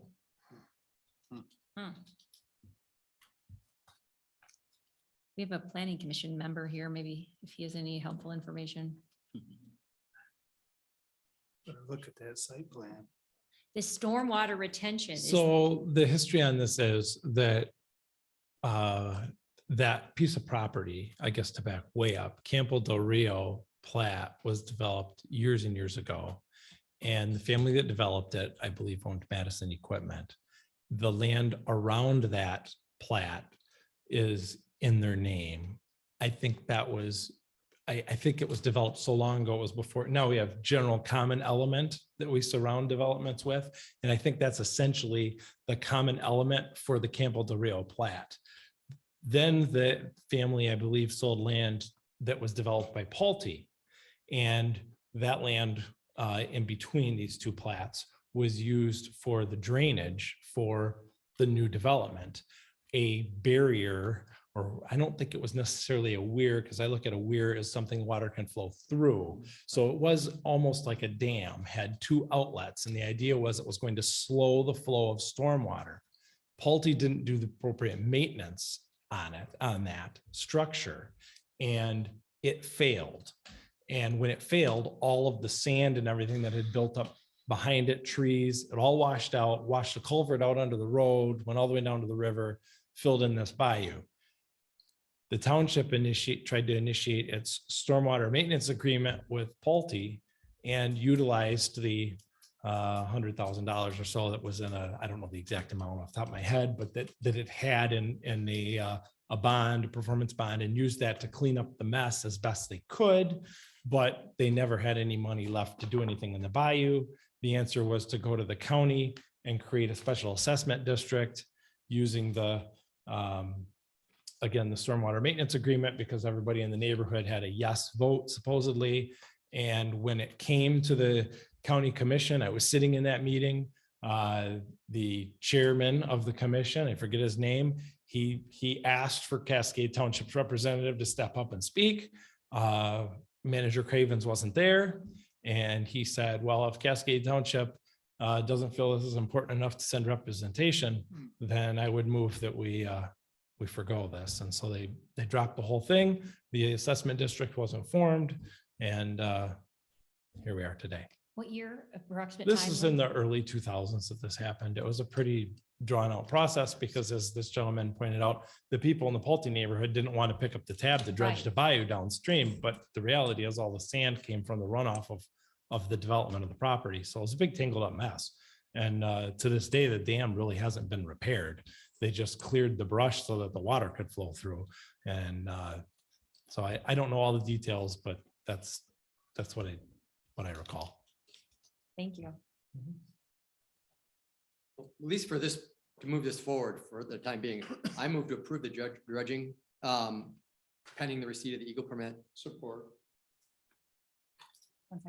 For what it's worth, I grew up on the Thornapple River and I used to pull jet skis in and out of that exact bayou. And it was a beautiful bayou back in the day. And in recent years, I've done fall cleanups at that location and it's completely covered. And anyone in their right mind would totally support this gentleman in getting that cleared up to what it used to be. So. I forgot who, Tom, this was your motion? Yep. Okay, it's supported by, Me. okay. It's a motion by trustee McDonald, supported by trustee Shipley to approve the request to allow dredging of the township owned property on the Thornapple. All in favor? Aye. Opposed? Motion carried. Article 10, discussion. If we haven't had enough, anyone have anything else? Moving on. Public comments. I'm shocked. Good evening, everyone. Brian Holcomb, 3415 Glenstone Court Southeast, and I've got one question probably for Ben. Update on Eagle Creek landscaping. Yep, so Grace and I both had a chance to talk to our attorney today, and he's officially moved on to phase 2. So He does believe that the Eagle Creek owners have made a good attempt to get Eagle out on the property, and Eagle has just told them they're not coming, which is disappointing because obviously people that are applying for permits from Eagle are getting responses. So he is recommending that we start working with our state elected officials to put some pressure on Eagle. So he was formulating some plans today. Okay. In the meantime, because they were given a special use permit, PUD, and they're not abiding by it, or they're doing stuff they're not supposed to be doing, what can we do to yank his special permit? Unfortunately, we need Eagle to tell us that they're, that he's doing, the primary thing is the thing that they're regulating. So we need Eagle to come and tell us that they are not abiding by the Part 201 protected wetland issues. So we as Cascade Township can't move forward until Eagle does something. Yes. So if that takes 2 years, we have to live with what he's been doing for 2 more years, because he's still bringing in stuff from outside. We can be doing something about that. That's in violation. He shouldn't be bringing debris onto his property. He's still doing that. So he can bring debris from his jobs onto his property, but he cannot place it in a protected wetland. And we need Eagle to come and tell us that, to do the delineation and tell us. There's got to be something that the township can do for him violating. We know he's violating. Whether Eagle comes in and assesses him, we don't, that will come at a certain time. But right now he's done what he's done. He's not taking any steps to put it back. And again, so we're worried, so if we decided that, yeah, we were going to throw caution to the wind and we're going to tell him to put it back, and he goes in and does more damage putting it back than he did doing it the first way around, then now we've essentially given him direction to damage the wetland further. Okay, has he gone out and had anybody come in and advise him of how much it would cost in a professional company that could put it back the way it is supposed to be? That's something that Eagle would make him do. If he's not prepared and he can't do it, he can at least be looking into doing that himself and getting that information. He's done nothing for the last 3 months except thumb his nose at everybody. And he knows Eagle. And if I'm speeding, I'm not going to call the state police and say, hey, come give me a ticket. I was speeding. I doubt he's even contacted Eagle. And if he has, he knows that they're not coming out. So our attorney has been working with his attorney, and our attorney believes that they have made a good faith effort to contact Eagle. Wait, Okay. that Egypt Creek has? Yes. But it's gone nowhere. So, So Can the residents contact Eagle? yes. we have. They have. We have. Road Commission has. Really? So Yeah. the state elected official, the equivalent of us at the state level. current Our rep. state rep. Yep. Isn't doing anything. So if the state's not doing anything, why can't we as Cascade Township? It's our Because- township. So I am hesitant to, Ms. Abdu, I talked to Mike Homier today briefly about it. I gotta be careful. One, this is, so township can regulate certain things, right? Noise, stuff like that, ordinance. Wetlands, environmental stuff, state. We can't start fining him That's fine. unless to do, we would have to first initiate a private cause of action. Don't go too much, I won't go too far in the weeds, but Okay. essentially, so the township, but that would be taxpayer funds to initiate a private cause of action against, arguably, is that the route the township wants to go? Not right now. But also the residents who live by him, I believe, can initiate that same private cause of action. We have a memo on it, but it's, so the other option is push the state. I don't think I haven't talked to our state rep. Is our lawyers? What's that? I Is don't our think lawyers so. talk to the state Not reps? that I know of. He's recommending that we make the contact, and he's helping us draft the initial contact. Oh, is he to the state rep? So we talked today about the process that we're gonna do, and he Perfect. said he would help me with that. That's a lot more straightforward and I get you're in a tough, frustrating situation. But from what our tools allow us to do, makes a lot more sense than using public funds to start a private cause of action against this guy. But if it comes to that, You can though. so can the township. No, but I'm saying, I'm just saying. but where's the money coming Yeah. from? I get it. It's a tough Well, spot. he's gonna end up paying eventually. If he's found to be guilty. I don't know. I can't speak too much on it because I hear you you. don't want to hear legal stuff Yep. from the township supervisor. Okay. So we'll see what the You're in a tough lawyers spot. come up with the state rep.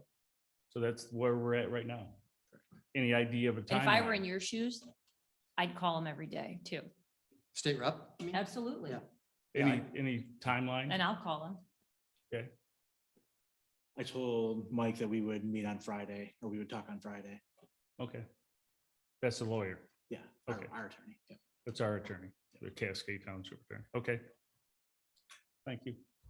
Everyone who wants to call, yep, he's all of our state rep, so. Thank you. And elections are coming up. Yeah, the problem is he's turned out. Oh, I think he's running for Senate, though, isn't he? Or didn't he run for Senate? I don't know. I hate lame ducks. Any other public comments? It's really brief. Scott Rissy, 7238 Cascade Road. Two things. One, I don't know if you've noticed, but we have a large homeless population under the bridge at 28th Street that's taken residence there, and might not be a bad idea to have law enforcement try to curtail that before it grows to the other side of the road too. But I think there were 4 people sleeping under the bridge this morning. So I don't know if one of them is the one that has that gigantic shopping cart that he puts on the corner there by Costco. I don't know if you've seen that. I'll send you a photo. It's not the most attractive shopping cart, full of overflowing, full of stuff on the side of the road. But while they seek donations. But the other thing I was going to mention too is this timer over here. It didn't get a lot of It use tonight. didn't get a My lot of bad. use, so I would make a recommendation that we put Chrissy in charge of running the timer, and that would be my recommendation. I don't know if anybody in here would support that, but I know I certainly would. What about, can we move it like down a foot and put it in front of here so you guys don't have to, you could just Only if stare you at use it? Only if you use When I set it up, I want to make sure that the person who's standing up there can see it, I can see it, and then you all can see it. So everybody can see it, but I don't have the remote. So I would Ben has the volunteer remote. I would volunteer to run the machine. I don't care who runs it, but I mean, Let's give it to Ken. it went way over, Yes. but our residents were heard. Any other comments? If anyone who's participating via Zoom would like to make a comment during this section, please raise your hand. That's also dialing *9 if you're on the phone. I'll wait a moment. I don't think anyone wants to speak. Manager comments? Ben? It's been a long night, but I just be remiss if I didn't thank Brad Anderson for all the work that he did on the Cascade Heritage Day. For those of you that made it out, it was an awesome event. It was so good to see the community come out and support it. And the thing that was really nice about it is it was, all generations. I mean, you had little babies there, you had, the Cascade veterans there and everybody in between. And I think the museum probably saw more people go through it in those 2.5 hours than they did the previous 5 years. Just a great event. Thank you to everybody that participated. A lot of went into it, but Brad Anderson specifically did an outstanding job with that. Yes. I think it's one that's here to stay. That's all I got. Thank you. Board comments? As always, stand up and thank you guys for persevering through this. Appreciate all your input. Wish we had more answers for you, Mr. Holcomb, but apparently the legal beagles are on it. And everybody out there in La La Land, thanks for listening in. Anyone notice the flagpole and the big giant rock in the little park kitty corner from Tuffy? So part of Heritage Day was dedicating that park formally and renaming it to a World War II vet. Virgil Grissom or Yep. Virgil Westdale. And that went so well because of the hard work of so many. We've had Manager Swayze, Jessica Stein. These are the township people. the whole buildings and grounds crew, Jim McDonald, and then Chuck, Ryan, Chris, Josh, Jason. The fire department was on top of it, and it's not even their, on their job, but they all were there helping out. Sandra Corhorn, the DDA was more than generous, coming up with ideas and more importantly, funding it. And Reverend Jill Fortin of Cascade Christian Church, Brad Anderson, Steve Kenyon, he's a retired lieutenant colonel. The local McDonald Osmer American Legion post all helped and got together, specifically Mel Bauman, and then Andy Biermacher, Cascade Barbershop. Just a big group of people that really worked hard to make it pretty special. Sorry to add that to the end, but it's really good. Additional comments, motions? Motion for adjournment. Hold on. And do we have any personnel announcements to make? Oh, we do have personnel announcements. So our new township engineer, Eric Thorne, started this week. So, and already proving his worth is weight in gold. So we did a pathway tour on Monday, and he already got a free asset management software system that is put together by Michigan Tech University that he is well versed in. And he's segmenting out our pathway system and starting condition assessment.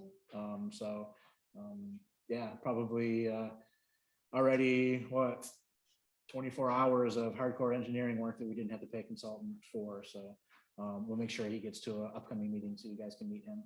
Has he been in touch with the pathway committee that you appointed? So he's only in his third day. Okay. But so the pathway committee met the first week in September. And essentially what we're doing, we're going to give Eric an opportunity to get some of this data in, but we're going to invite all of the pathway members on a tour either late next week or early the following week. And we're all going to review the segments together so they can